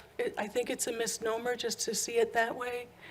The purpose of Chabad, as I understand it, is also strongly educational and counseling oriented. And as a working psychologist, I think that's needed now more than ever, particularly as we raise a next generation that we're going to be asking to exercise wisdom and judgment and appropriate knowledge. The Chabad, what would you call them, tenets? Tenets are to work toward wisdom, understanding, and knowledge. And I think it's crucial now, as well as the booming business and counseling.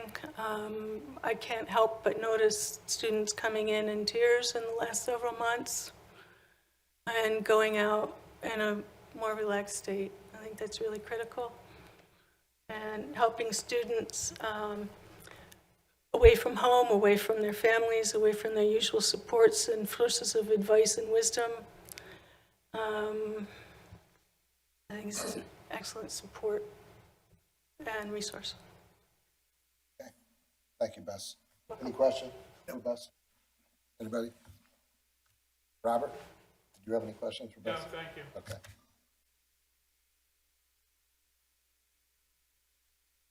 Please raise your right hand. Do you swear to tell the truth, the whole truth, and nothing but the truth, so help you God? I do. And your full name and address, please. My name is Winston Gresov, Gresov. I live at 768 College Avenue, Haverford. That is the house immediately to the south or west of the center. I'm particularly sensitive to noise and disruption, and if I were concerned that this project would be inclined or likely to increase the disruption of the community or the noise, I would be concerned. That is not the case. As Dr. Parmenter just commented a minute ago, the noise that we've experienced over the last 14 years has been less than what comes from other sources. There is a neighbor on the other side of us, immediately to the south, that has a large swimming pool, and on weekends they often have large numbers of kids coming over and frolicking in the pool. The center makes less noise than they do.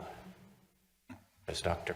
Parmenter commented, it also makes a great deal less noise than the college itself. It has a public address system that can be heard in Bryn Mawr. When the tent is up is when the activities over there are most prominent. So Friday evenings, we occasionally hear them. There's conversation, there's some singing. It is less disruptive than anything else that happens in the neighborhood. On that basis, I'm inclined to say that I would not anticipate anything adverse from the project under consideration. In fact, moving the activities indoors and away from the outdoor tent is going to improve the situation. That's all I have to say. Okay. Questions for Winston? No question. Ed, Jess, Robert? No, thank you. Thank you, Winston. Welcome. Anyone else? Please raise your right hand. Do you swear to tell the truth, all the truth, and nothing but the truth, so help you God? Yes, sir. And please state your full name and address for the record. My name is Alan Gresov, ALANGRESOV. I live at 768 College Avenue, the property immediately to the southwest of Ellie's property. What would you like to tell us, Alan? I have lived at 768 College Avenue for just about the past 14 years full-time. In that entire time, I have never known Ellie to be even mildly disagreeable. I don't think I've ever even seen him frown. I've never had any issues with him. In fact, at one point a few years ago, I very foolishly took a motorcycle on a road trip through a winter vortex and came back to find my driveway covered in ice, and I was unable to park it there. Ali very graciously allowed me to store my motorcycle in his driveway for about 2 weeks, I think. That was cool. Yeah. And he got the added benefit of some people asking if he was picking up different interests now. I have absolutely no opposition to this proposal. Okay. Any questions for Alan? No? No, thank you. Okay. Thank you. Anyone else? Please come forward. Please raise your right hand. Do you swear to tell the truth, all the truth, and nothing but the truth, so help you God? I do. And your full name and address for the record, please. Sure. Josh Brockman, 550 Rail, Brockman, B-R-O-C-K-M-A-N. I'm representing myself and my mother who couldn't be here tonight. So we did submit a letter in your packet. What's your address? I'm sorry. 550 Railroad Avenue. So we're just one house basically removed from Rabbi Eli and Bloomy. So our family has lived in our present house for over 50 years, and we know Rabbi Elian Rebbitzin, Bloomy, Gurvitz really well. We're also very familiar with the good work that they do for the community. So we wholeheartedly support their work and continued presence in this neighborhood. We support the application for a special exception for the Jewish Student Enrichment Center, the Chabad House at 780 College Avenue. We've reviewed the site plan, and we do support the expansion of the existing footprint to accommodate the needs for a house of worship. The neighborhood also has a lot of professors from colleges near and far, Bryn Mawr, Haverford, and others, and many professionals who support the work of Rabbi Elian Rebbitzin, Bloomy, Gurvitz. And the Jewish Student Enrichment Center enhances the diversity of the neighborhood and contributes to making this a very special place to live. So thank you for the hearing. Questions? No? Thank you very much. Okay. Anyone else? Going once? Going twice? Anything else you'd like to add, Robert? No, thank you. Okay. All questions are answered. With that, we'll close the record on this case, and a decision will be rendered either this evening. In the event we're unable to render a decision this evening, which is more likely, a decision would be rendered at our next regularly scheduled meeting on June 20th. Thank you. Thank you very much. We'll take two while the room clears out and the final applicant can come on up. We're good to go. All right, we'll resume the meeting of the Haverford Township Zoning Hearing Board. Our next case is case Z2410, Brittany M. Warzak, revocable agreement of trust. Owner of 872 Penn Street, Bryn Mawr, PA, DC folio number 2205-00800200, who seeks a variance from the provisions of section 182707B to permit a partial second floor addition of 562 square feet, which would require 3 additional parking spaces for a total of 9 required parking spaces, when only 6 existing parking spaces are provided. The property is on R6 and located in the 5th Ward. Wow. Good evening. My name is Al Fuscaldo, Fuscaldo, counsel for the applicant. With me tonight are Brittany Warzak Hakim Far, the owner of the property and the owner of the business at the property, Far Studio, her husband Benjamin Hakim Far, and Frank Tavani, our traffic engineer. I've handed up to the board while we were on break copies of the applicant's exhibit package consisting of 7 exhibits, 1 through 7. The zoning hearing board application dated March 13, 2024, an aerial at tab 2, property photographs at tab 3, a rendering of the proposed addition at tab 4, a neighbor support letter at tab 5, the parking demand study prepared by F. Tavani and Associates dated April 30, 2024, and Frank Tavani's CV at tab 7. And before I go any further, I note that the board has 4 members this evening. We typically have 5. I would ask that the 5th member of the board be given the transcript of tonight's hearing to the extent necessary to before the decision is rendered. And that's what he shall do. Thank you. This property is located in the R6 medium density residential district, approximately 2 blocks from Lancaster Avenue. It fronts on Penn Street. It's bordered by Polo Field Park to the rear, which being the north and the east. You'll see at tab 2, there's an aerial of the property with a red sort of dot on it, 872 Penn Street. It's a triangular shaped property with, at least looking at the page, the building, the current building is to the right side of the page and the existing parking lot to the left side of the property. The property is about 3,400 square feet. It's non-conforming as the minimum lot size in the district, 4,000 square feet for a single-family dwelling or a duplex. The property contains an existing 1,128 square foot single-story commercial building and a parking lot with 6 parking spaces. Photographs of the existing property are at tab 3. The first picture is a photograph of the existing structure, and the second photograph is a picture of the parking lot on the left side of the property. You can see polo fields to the rear. The building was constructed in 1945. A commercial use is permitted at the property pursuant to the decision of this board, Z96-1, and a copy of that application or a copy of that decision is included in the application. So the commercial use is a pre-existing legal non-conforming use in the R6 district. The applicant operates a interior design business at the property, has had it there for approximately 4 years. 4 years. What they're proposing is an addition to the building, 562 square foot addition, a partial second floor addition, shown at tab 4. The addition would be towards the right side of the building as you look at it from the street. The addition is permitted by right under the zoning code because it's less than 50% of the structure.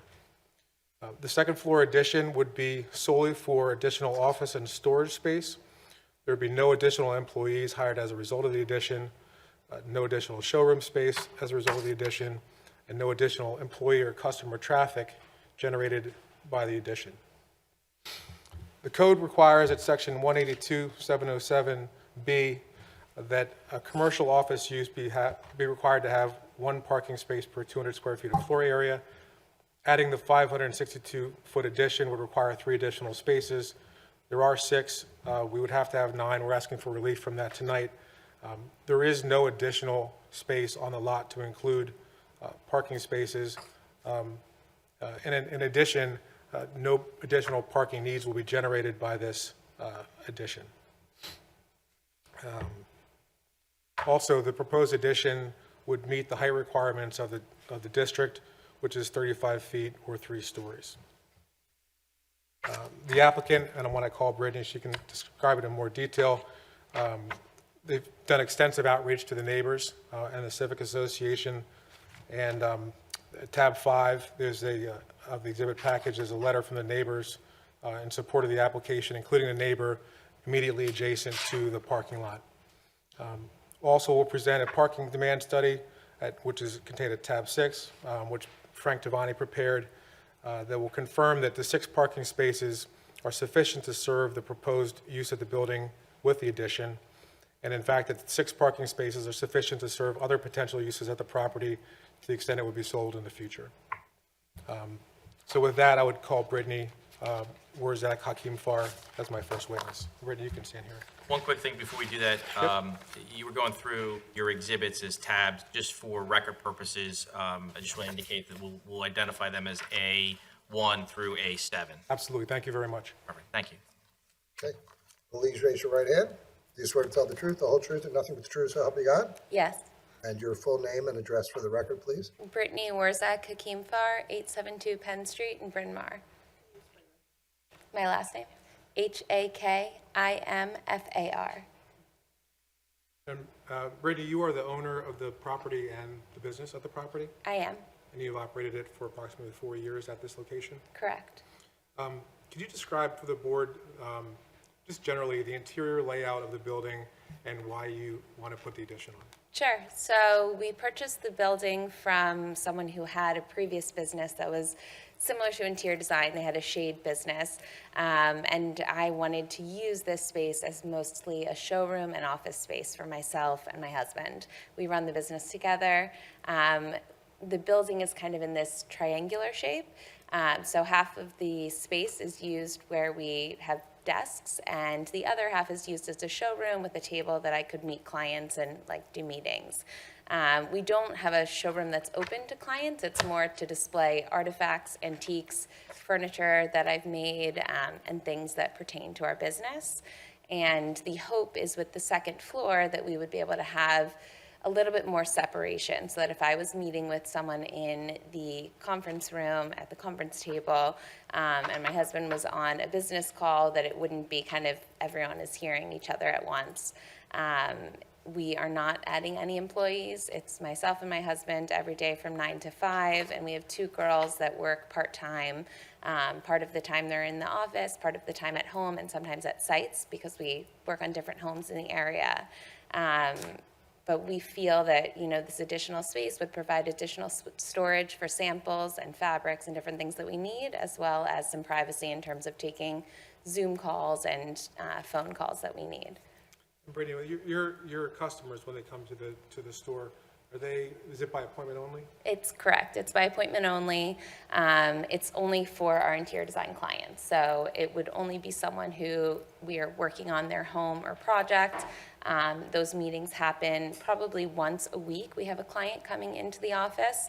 And then, otherwise it's us working and maybe, our contractor is coming by for a meeting or something like that.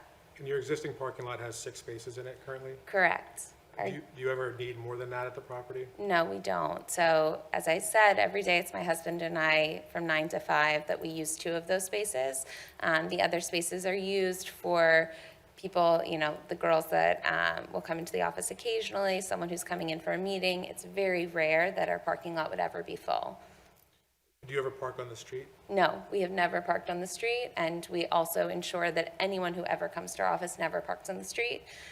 Even though we only have 6 spaces, that's more than sufficient for what we need.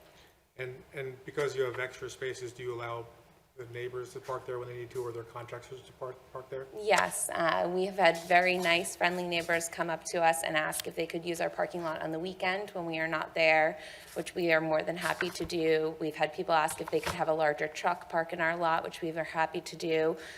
Even people who have had kids playing at the polo field, which is right behind us, and there's a sports game, have asked to park in our lot, and we're always happy for people to do that. And as well, it's very frequent that people who are coming down the street, or maybe it's people who live in the street, use our parking lot to turn around.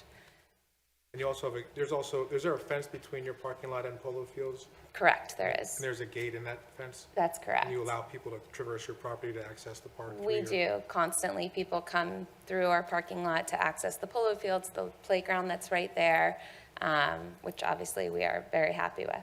Is there any space available on your property where you could add 3 more parking spaces? There is not. And that's because of the shape of the property and the fact that it's only 3,400 square feet? Exactly. It's a very unique shape that, is this triangular shape that we are using all of it. And then, in terms of outreach to the community, can you describe to the board what you and Ben have done to reach out to the neighbors, had them over to talk about the application, put letters in the mailboxes, those sorts of things? Of course. So we started off by just talking to the people who we knew in the neighborhood. We've become friendly with quite a few people who walk by our studio on a regular basis and say hello, and we explain to them the situation. Then we took further by knocking on the doors of the people who were immediately across the street from us. And then we contacted the Civics Association and coordinated a meeting at our office where we offered to explain what we were doing to the neighbors, to answer any questions. And overall, we just wanted this to be a very peaceful and, nice thing that we were doing to benefit ourselves, and we didn't want it to, harm anyone else. And so we were trying to give everyone the information and answer any questions that they had, which we did. That's all the questions I have for Brittany. Okay. Jess? Ernie, can I ask you a question? With the decision from the zoning board previously, does this property still count as a non-conforming use?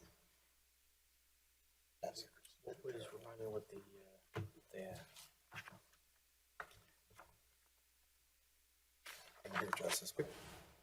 He asked me, there was a prior decision on this, whether it affects.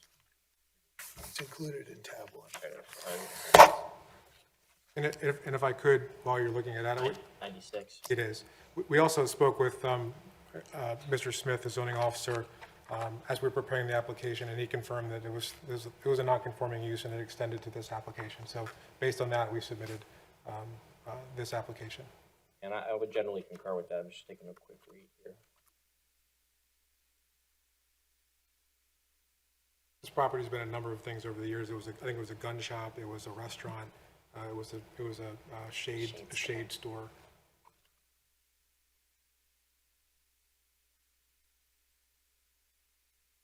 There was variance granted to use it as a window treatment business at that time.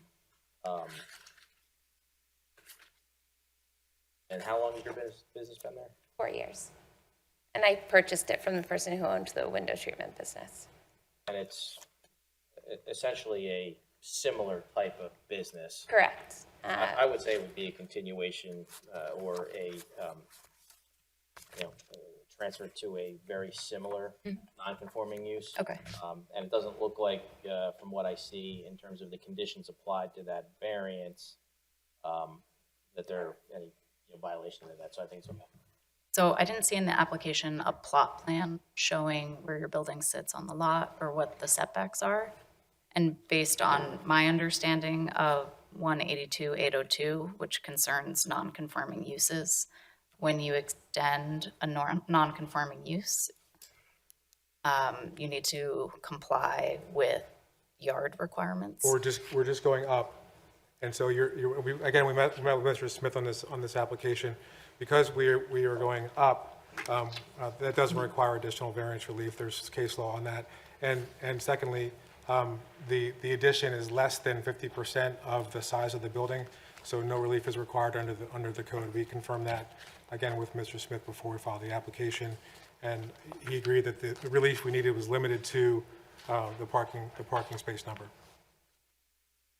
I agree with what he said. Yeah, the original application they came in was to put a second floor over the entire building. There is a restriction in the code there for their 50%, so that's why they're only putting the second floor addition on a portion of the building, not the entire building.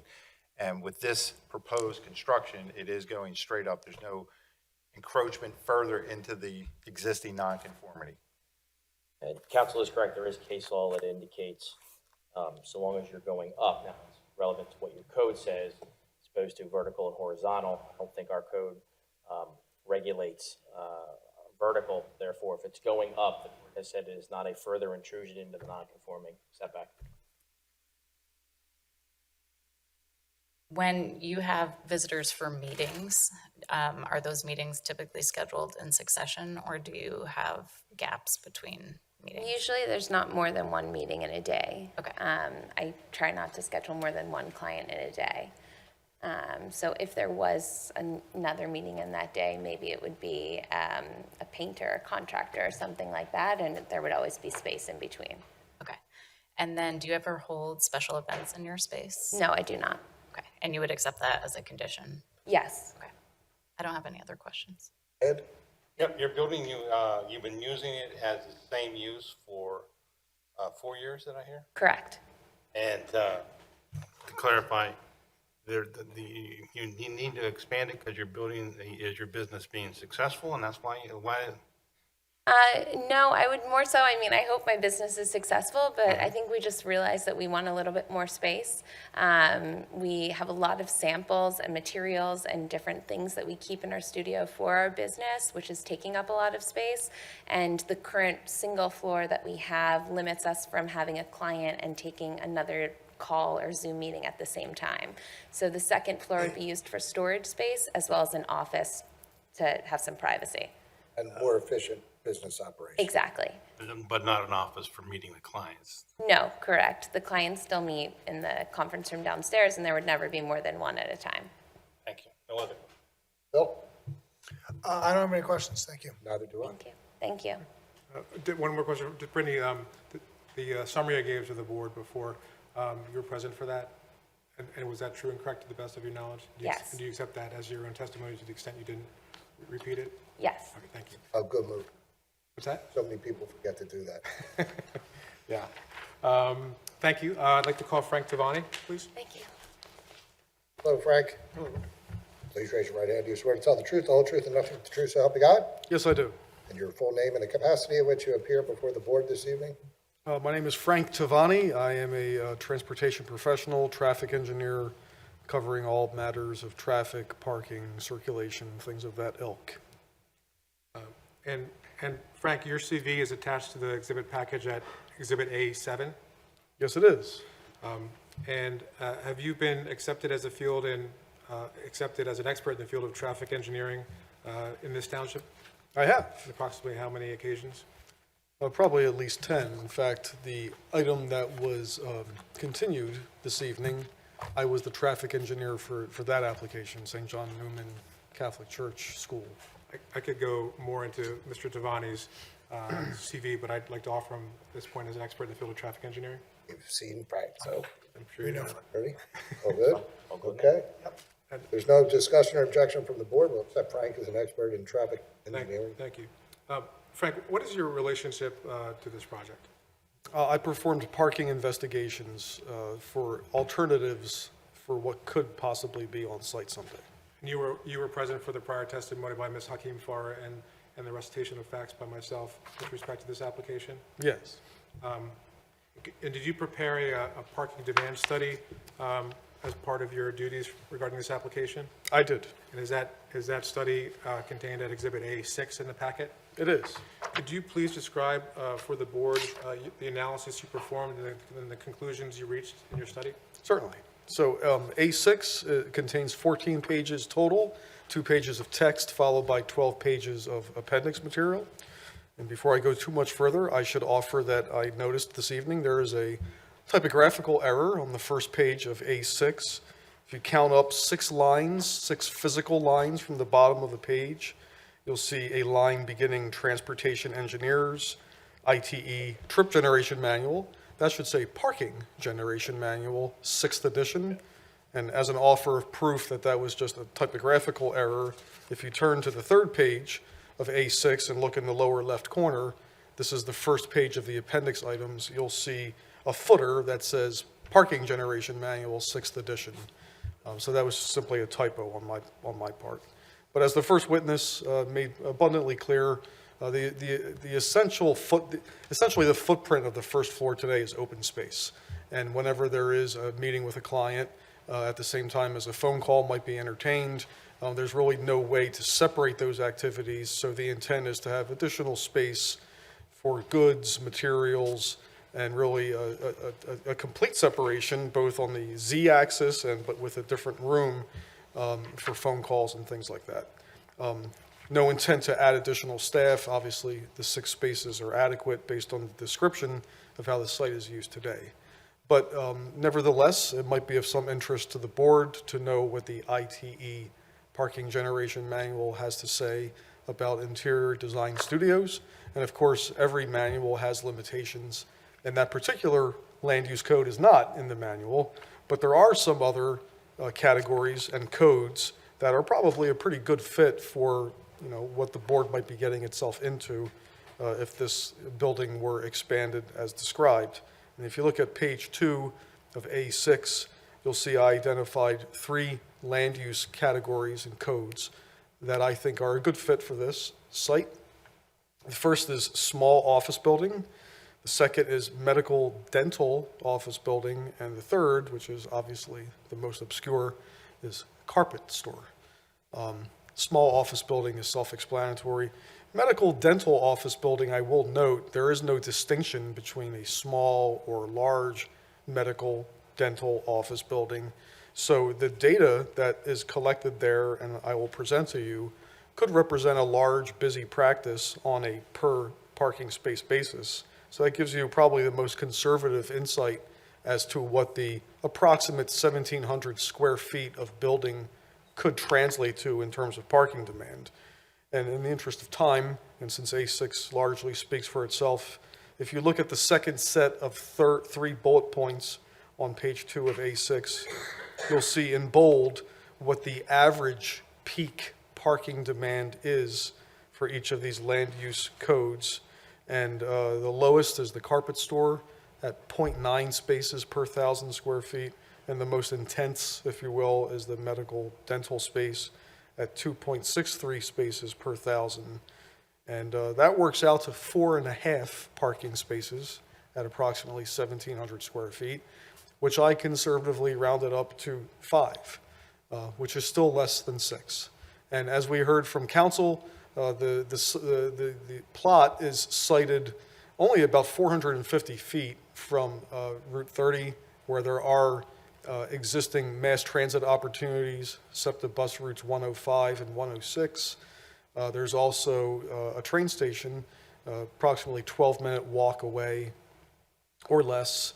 And it's possible that these additional uses could have employees that might make use of those resources, which means that there would be even less parking demand potentially associated on site, which means these numbers are therefore conservative. But no matter how you look at it, whether it's the applicant's intentions or it's these 3 other examples, the parking supply is greater than the anticipated parking demand. And there is no opportunity to build more parking spaces, given the uniqueness of the plot anyway. Mr. Devani, you've reviewed the criteria for the grant of a dimensional variance under the Haverford Township zoning code? Yes. And in your opinion, does this application meet the requirements of that section? I think it does. It is a very unique parcel. And I would add just that the applicant realizes that the variance extends not only to this use, but to future uses. It runs with the land. And for that reason, they would be willing to accept a condition of approval in the application such that the variance would be limited to this applicant's use and the uses that are referenced in Mr. Tavani's report, which, as he indicated, would not need more than 6 parking spaces, and certainly would need less than 6 parking spaces should this property become one of those uses in the future. Again, this is one of the concerns that the applicant heard when they met with the neighbors. What will this become later? We had Mr. Devani investigate what it could become and what would work with 6 parking spaces, and so the applicant would be willing to accept that condition on any approval. Question? Ed? No questions. Jess? Bill? Yeah, Frank, just a couple questions. So,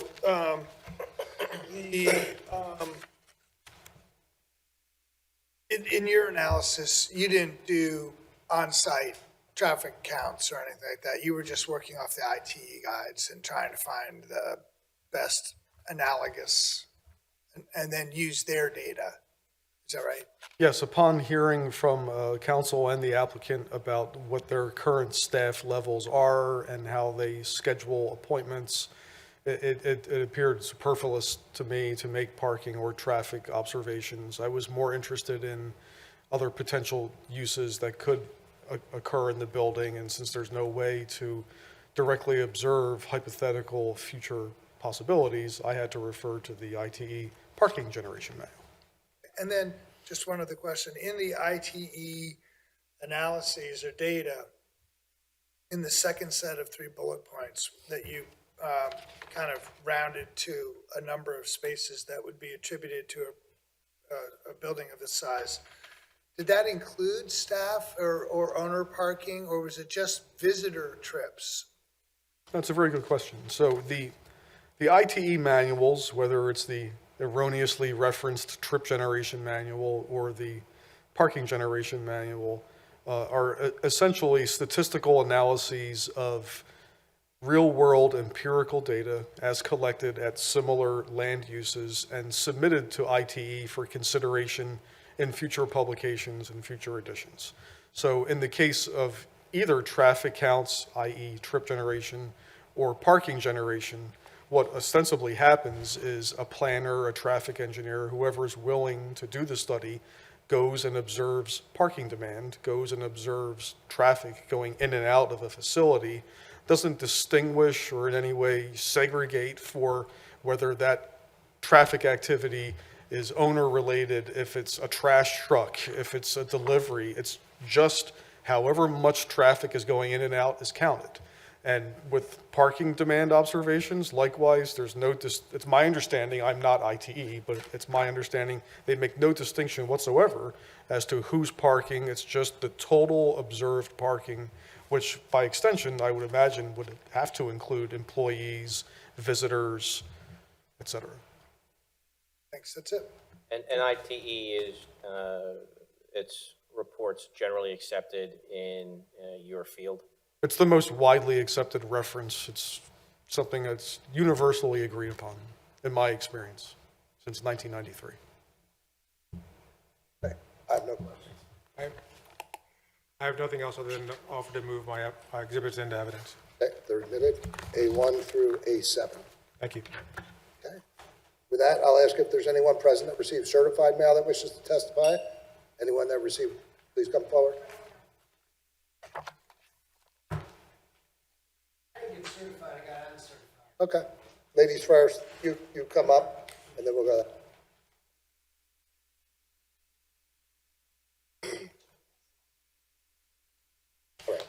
Please raise your right hand. Do you swear to tell the truth, the whole truth, and nothing but the truth, so help you God? I do. And your full name and address for the record, please? My name is Dr. Gail Farally, Farally, hyphen, S as in Sam, E-M-E-R, 8D as in David. Okay, good evening, ladies and gentlemen. It's been a long night, right? Your address, Gil? Pardon me, my address is 879 Penn Street, so I am right across the street from the business. Okay. So basically, what I wanted to do, I did receive a letter from the township, and I also saw the docket from Margie Buchanan. And one of the concerns, being a resident, my family have owned that house since 1943. It was built in 1880. It is a very established neighborhood. Is that I understand the gentleman who did the traffic study didn't come to the site to really observe it. But I don't know if any of you are familiar with Penn Street. It is a very busy street. It is a cut-through between Haverford Road and Lancaster Avenue. We also have many businesses at the top, only a block away from my house, such as a karate studio, a massage parlor, a nail salon, Platoon, and Dunkin' Donuts. On top of that, we also have our friends across the street. Forest Studio, you know, they have been great neighbors. I will be honest with you in regard to that. They have extended to the neighbors in regard to communications. I thought that they were very fair about that. They even, when we asked for different things like sketches, they gave them to us. They weren't really like, I kind of expect them to be a little more professional, looking with dimensions and things on it. But I appreciate the effort of letting us have a better idea, because when we saw this variance come up, we had no idea what it was for. So it was very helpful that they reached out to the neighbors and did invite us to actually explain what was going on. I attended the meeting with the president of Brentford. I'm actually the president of the Civic Council. But I went with Jake Swan when we had our meeting. And, you know, our main concern about this variance is that it stays with the building. Now, on a very busy street with multiple college homes, in fact, there's 3 right next to me, and all the businesses, you can imagine what parking is like.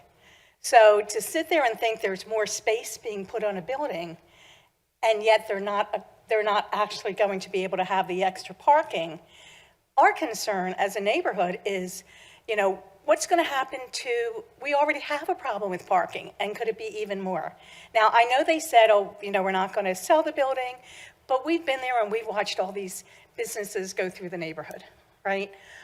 So, you know, and, you know, if you're going to get a good price, you know, you might sell your building, right? Well, you might not give it to your kids. They're basically here because it used to be a blind store. Pardon me? Used to be a store that sold window coverings, is that right? It was various stores.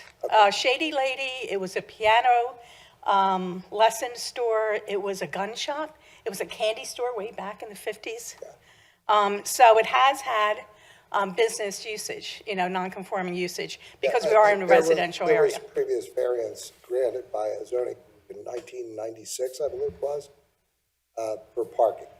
But because this is a change in the nature of the business that occupies that store, they had to come back here. So if they did sell it, someone wanted to use it for something other than an interior design business, they would have to come back.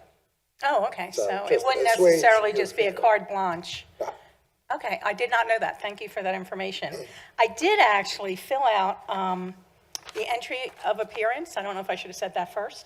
And I wanted also to request party status before I leave. Do I need to give this to you, or?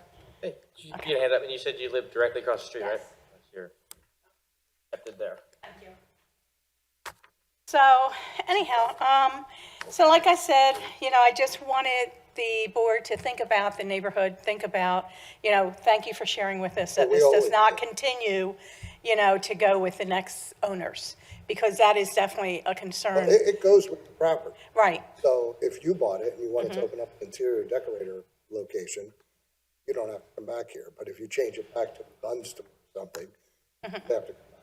Okay, all right. Well, thank you for that information. I appreciate that. And one of the things I heard was that they were willing, if the board were inclined to grant it, to accept a condition that limits the future use to something very similar to there or within the recommendations of the traffic expert. So Yeah. if the board And that's were- new, that's new to me, If hearing the that. board were inclined to do that, it could add that additional condition, and they've already agreed to accept that, so that could be a way to limit it as well. Okay, okay. So, basically, I just wanted to share my concerns with you. And if anyone has any questions, I'm happy to answer them. You have questions, Al? Bill? In your experience with the candy store, the gun shop, the Shady Lady, and whatever else has been there over your time on Penn Street, has the traffic and the parking in the 6 spots here under the applicant's use of the building been amongst the lowest, average, higher than other business shops that you've seen in that location? Yeah, I mean, to be honest, I really didn't pay attention, right? But what I have paid attention since this came up is that there are times where the lot is full, where they'll park back to back. And we appreciate that because then, it's not on the street, right? So let me ask a question about that. Is that during business hours, or is that when something's going on Saturday morning at the polo fields? Oh, no, that's more business hours. Yeah, yeah. Now, I know there's a towing, there's still towing signs up. I was kind of surprised when you were saying anybody can park there, with permission. But, there's still towing signs there too. So I don't think anyone's going to just arbitrarily park there even on the weekends, without permission. Yep. Ed? No question. Jess? Okay, thank you so much. Would I have an opportunity at some point to recall Brittany just the restriction? Yeah. Anybody else? Regular man? Whoever wants to come up, just come up.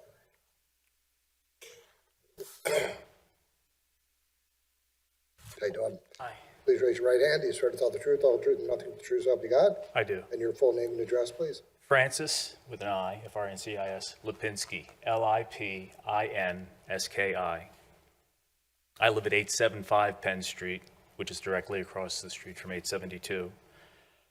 And I'm the homeowner. I've been there for the last 23 years. And of the 3 businesses that have been there, including the current business, they've all been good neighbors. But I always suspected that they were good neighbors because they knew they were a business in the middle of a residential neighborhood between a busy street and a public playground. And I always assumed that anybody who took their business to that lot was mindful of the idea that they shouldn't increase their business footprint. So you can tell I am kind of opposed to this variance. I believe the proposed change will negatively impact the property values with the enlarged business footprint and make it more difficult for parents to park on the street and take their children to the playground by the shortest and safest route. And I do want to thank the applicants for reaching out to us. And the only question I have is, how exactly is a new owner, supposing that the accommodation is made that the variance only applies to the current owner and not to a future owner? Not an owner. It's the business. It attaches to the property. It attaches to the property. It goes with the nature of the business, just as they're in here. Yes. And Because they don't have to come in to add 50%. And if a new business comes in that doesn't match the previous business model and has to come here to the zoning board to, there's still going to be 3 parking spaces missing. And what would they ask for? Would they ask for just a continuation of the variance? I can't speculate on that, Francis. Well, They can ask for any, right? Well, I was wondering, like, how enforceable is that as a practical matter? Once the second floor goes on and it's still a problem and the only people who buy the property are a property that doesn't match the expected. Well, just as they attached a copy of the prior zoning order to their application. Yes. Our order should be attached to any future applications.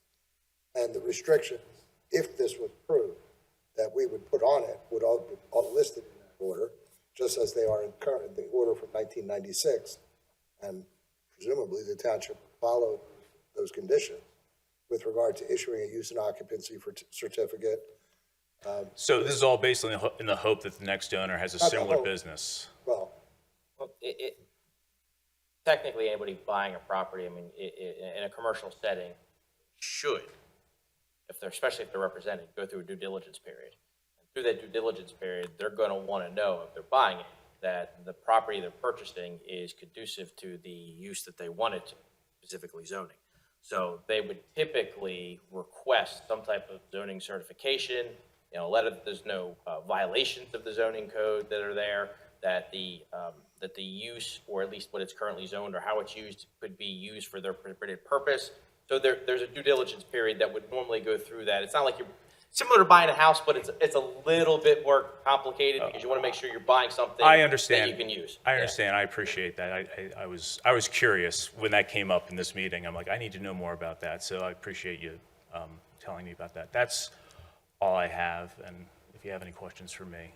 Bill? I have one question, Mr. Lipinski. After you heard the testimony from the applicant and considering your prepared notes that you just testified about from, did any of what you heard from the applicant ameliorate your concerns about parking and congestion and how they're going to use the proposed second floor, which wouldn't necessarily attract more drive up? It's a yes or no question. So, No. No. It did not change. Okay, that's all. That's all I want to know. Okay. Ed? No question. Jessica? Okay. Al? No? Thank you. Thanks. Anyone else?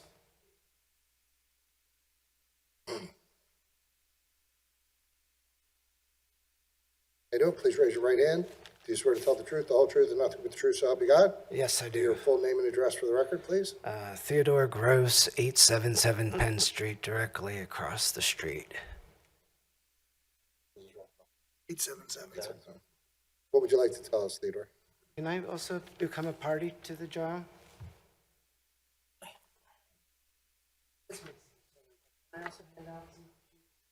Sure. How many sheets of paper? No, but only one?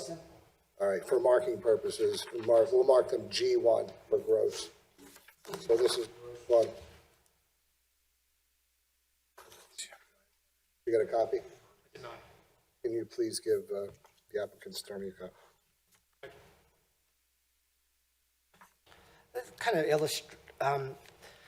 This kind of illustrates some of what my neighbor Gail was speaking about, and it just sort of shows visually what we're under an assault in terms of street parking.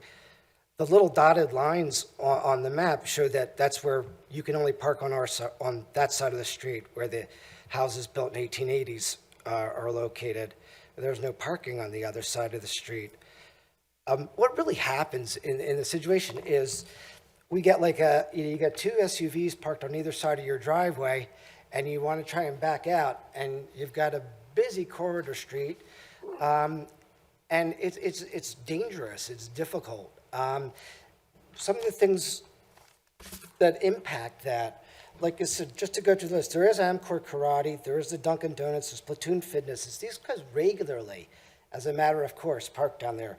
Norman Carpet specifically instructs their employees, and no, I love Norman Carpet, but they specifically instruct their employees to park on Penn Street, which is cool, but it's sort of overflow for the businesses. I did this because I ask people when they park there, I'm like, they have a right to park there. I'm like, well, where are you coming from? What's going on? You've got 3 student rentals, as Gail mentioned. There's 2 of them are 6-bedroom houses, and they've got a vertical driveway. So you get the girls, and they're all wonderful girls, but you get a lot of cars parked there, and they can't really. They try their best to park in a row individually, but they indubitably will park on the street because it requires them to all move their cars and whatnot. So you just got a lot of parking on the street. It makes it very difficult. We're kind of, looking for air. And then there's the property itself, which they refer to as unique, and it is really unique. I mean, I've been trying to research it my best as possible. It's fascinating. I mean, it's a vestigial type thing from the stable houses that were there about 1900 or so. that have built there. There were some stables on Dayton Street and on Penn Street, one-story structures that were built after our houses were built in the 1880s. And exactly, you know, when the polo field winded down around 1950 was when, 1945, the building was built. Why was this carved out? I don't know. It was. It's just that little thing. There's no space between the park, the street. Everything butts right up. Why was it carved out like that? I don't know, but it was, right? And so we have it there. And kind of like what Frank says, it's a unique spot. It's right on the edge of the park there. It's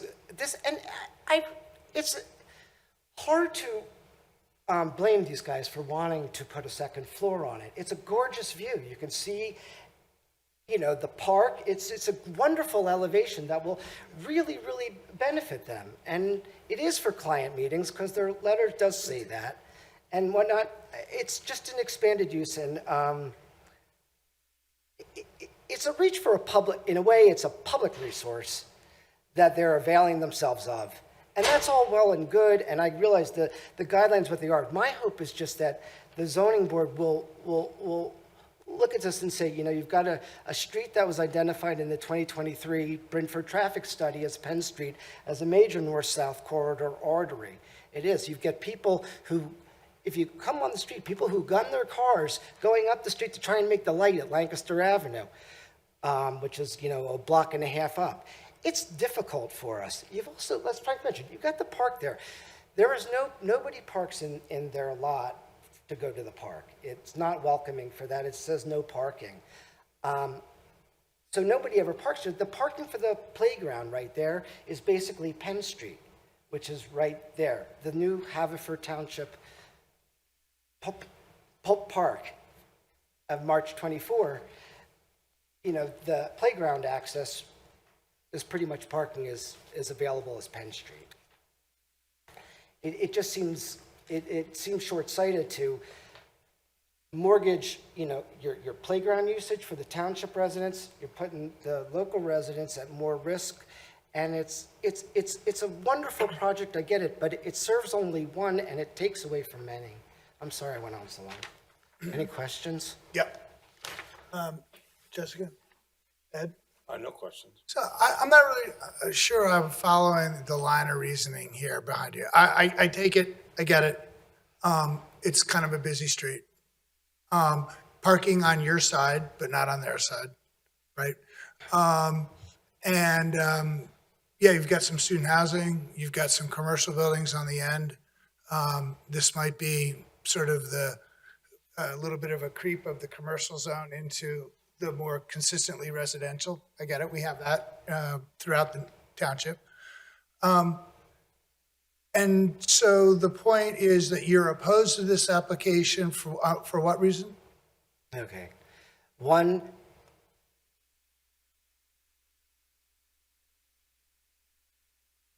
because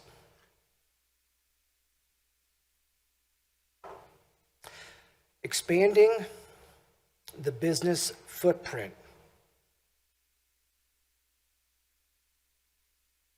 has a high probability of increasing traffic on a street that's already overtaxed. This property doesn't, you know, the property is not really bleeding or leaching. It's always been there.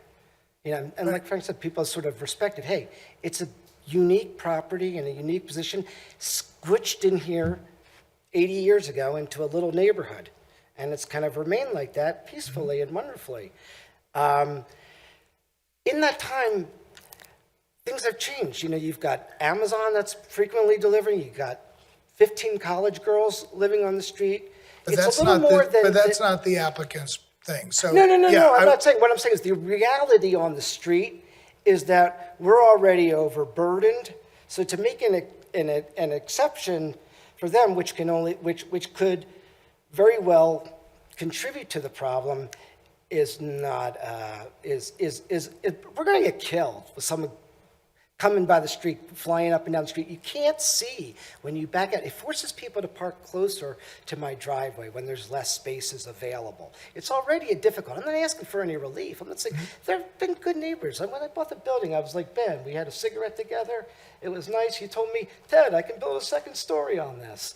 And I was like, geez, I hope you don't. But, you know, you can. And you just don't know the way things are going to go. Like when they bought the building, they didn't know exactly what was going to happen. Things happen. In terms of, I'd be curious to know about the, how that gets codified and how it gets reviewed in terms of if there is if the building is sold. I guess, you know, we take it on good faith that they're being sincere and that they're not going to expand the use of it. There's reasons to say that they're not being sincere. I was told that it was for boxes only. And not for client meetings and whatnot. Originally, when I talked with Ben, I was the first person to talk with him about it.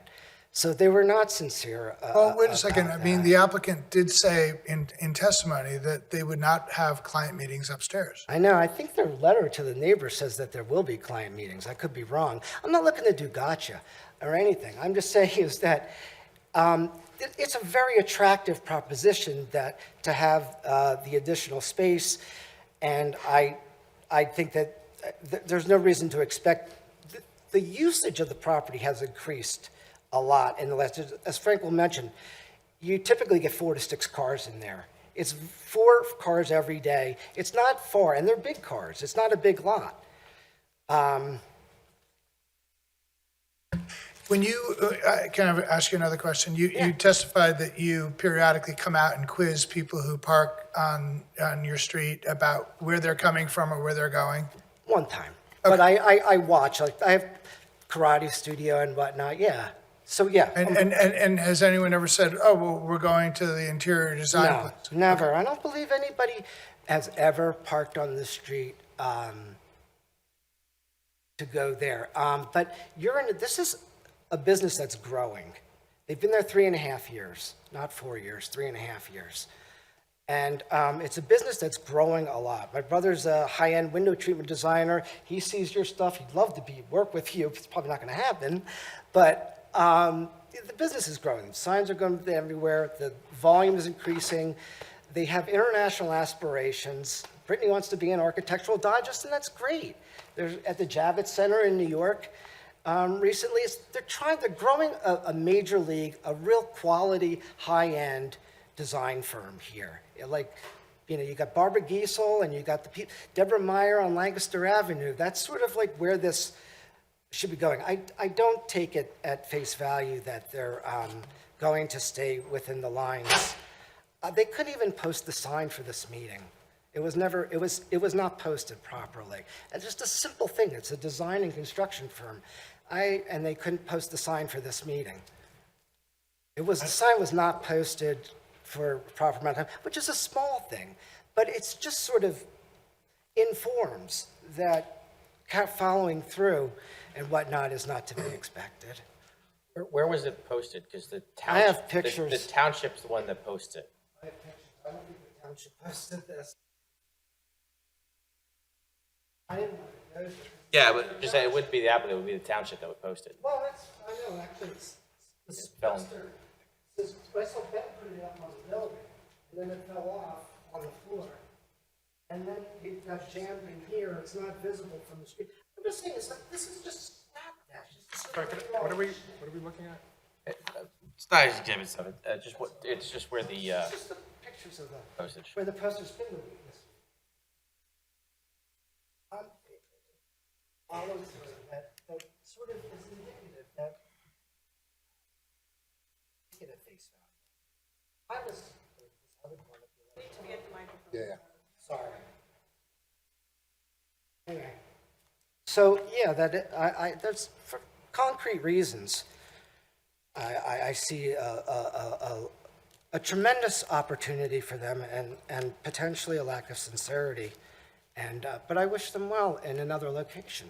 Or in this location, staying where they are. They're doing fine. They are maintaining within, but I've seen it growing. You add more space on it. And then you've got the other issue, which is what happens when it goes on to the next owner, and we have to determine, come back again. Any other questions? Al, do you want to? Just a couple of points in rebuttal, and then I'm done.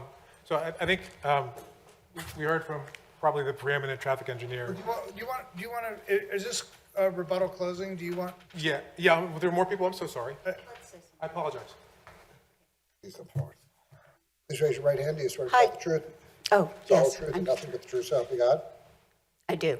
And your full name and address, please? Okay, my name is Christine with a CHR. Last name is Minetta.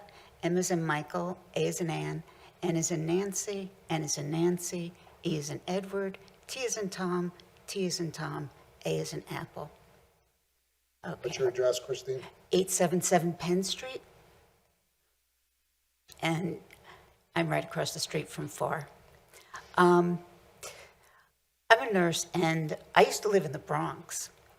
And when I moved here a couple years ago, I was really flabbergasted by the amount of traffic coming down Penn Street. As I said, living in the Bronx, people park all over the place, they drive all over the place. And so I thought moving here that, things would be a little quieter.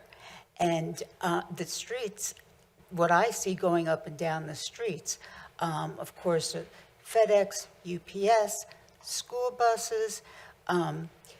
I've seen the school buses where children are getting off and the stop sign is out on the bus and people still drive right by.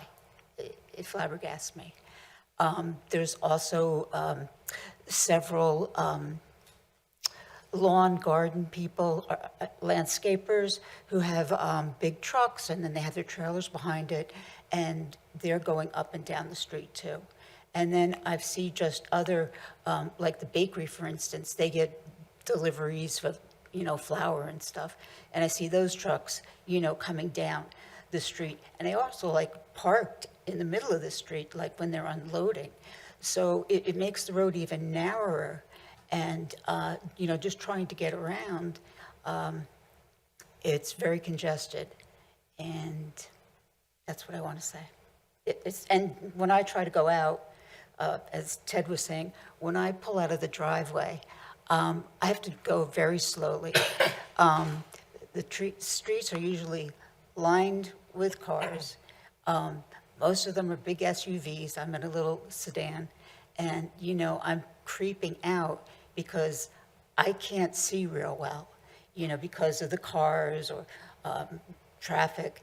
And then, I'll be pulling out and there are cars that go zooming by and they don't even give you the opportunity. They're not even polite and kind of stop and let you go. And so it is, each time I'm pulling out of the driveway, I feel, it's okay, is it going to happen today when I get T-boned or something like that? And so I'm concerned that there will be more parking, more congestion on the street. As a result of this application? Yes. Okay. Questions? Al? I'll wait till the end. Bill? Jess? Ed? Okay, thank you, Christine. Okay, thank you. Anyone else? Please raise your right hand. Do you swear to tell the truth, the whole truth, and nothing but the truth, so help you God? I do. And your full name and address, please? Robert Stewart, 654 Dayton Road. Stork, S-T-O-R-C-K. 654 Dayton Road, Bryn Mawr. What would you like to tell us? I've lived on Dayton Road for the past, since 2008. My in-laws are directly adjacent to the studio. Been in Brittany's studio at 862 Penn Street. It's about 5 hours past their bedtime, so I'm here for them. But they're very fond of Ben. They're very fond of Brittany. These two are very good neighbors. They've been very good to my in-laws. My in-laws are very good to them. We never had any issues. I've been in contact with them a lot, and they're very community oriented. I have 2 children, and for the last 8 years, I'm a retired police officer from Jersey, so I'm a stay at home. And For the last 8 years, I've been at that bus stop, morning and day, in the afternoon, and I can't recall a car pass one bus, let alone multiple times. So, yeah, I understand there's going to be congestion and there's going to be traffic issues, but as far as my in-laws, they have absolutely no problem whatsoever with the project, and they welcome it. What's their address, Robert? 862 Penn Street. And they're Ed and Eileen Wintrode. They've been there for 50-plus years. And it's directly, they share a fence. Thank you, Robert. Question? No? Bill? No. Ed? Jess? Questions? Thank you, Robert. Anyone else? I know, it'll be quick. You, It'll be quick. don't you? May I? Yes, you may. Thank you so much. The one thing I forgot to mention is, I know that the concern that you guys have and you need to address are basically what meets a variance and the 5 different steps, including hardship. So I know that you heard a lot of very emotional testimony tonight, but I'm sure that, those are the things that hopefully you guys are really going to concentrate on. Thank you so much. Thank you. Anyone else? With that? Real briefly, We're supposed to cut it off at 11, and 1 minute. we're going to try to do one decision tonight. Just, Go ahead, 1 minute. Mr. Stork's in-laws, 862, they signed the letter of support, just for that point. So just, the reason we continued the hearing from the first night to tonight was so that we can sit down and speak with the neighbors and have that dialogue. And we had that in multiple different fashions, door to door, had everyone over to the studio. And what they heard were concerns of, what's the impact going to be on traffic? Please get a parking study, which we did. And what's going to happen if and when you guys leave? And so that's what Frank's report was there to address, both of those issues. That even with the addition, this use is not going to increase the parking. It's never been an issue in the area because of them. It won't be an issue because of them. And there's specific uses that Frank lays out where, if and when the Hockenfars sell the property and move on, that they can sell it to someone who can use it. And that user isn't going to have a detrimental impact on traffic or parking in the area. So those were the uses where we'd be happy to accept the condition of approval to, just so they have some alienability for the property in the future. And they'd also accept a condition of approval that they won't allow any employees or customers to park on the street. I think that was something that you had mentioned as well. So, and that will also apply to future users of the property as well, that they can't park on the street, to alleviate any concerns. Thank you. Anyone else? I do have a question, but it's late. No? How does that get enforced? What? I'm just wondering, how does that get enforced? Township Code Enforcement. Township Code Enforcement Office. Okay. With that, we'll close this, the hearing on this case, and the decision will be rendered at our next regularly scheduled meeting on June 20th. Do you want to do Yeah, minutes? we're going to go, We'll do minutes yeah, first? we'll do it when we come out and do the Let's go decision. ahead, just in case if we didn't, you're done, okay, all right. Yep. All right, we'll resume the meeting of the Haverford Township Zoning Hearing Board. Why don't we take care of the minutes first, Jess? Do you have minutes that you want to move? Yes, Ernie submitted minutes from our May 16th meeting, which were edited based on some comments from Bill, and I would like to make a motion to accept the minutes. I'll second that. Any discussion? All in favor? Aye. Opposed? All right, the minutes are in the record. With respect to KZ 24-15, Jewish Student Enrichment Center, owners of 780 and 788 College Avenue. I won't read the rest of the description into the record unless somebody specifically requests that I do so. I would ask Bill, are you prepared to vote? Ed, are you prepared? Yes. Jess, prepared to vote? Jessica, would you please take that decision? I would make a motion to approve the application with the following conditions. No portion of the house will ever be used as student housing. The use of an outdoor tent will no longer be permitted. And water will be directed so as not to affect adjacent neighbors. And work will be complete within 1 year and in accordance with the notes of testimony. Ed? I concur. Bill? I agree. So do I. That application's approved with those conditions, 4-0. Any other business? Administrative, in that case, we are adjourned. Good luck.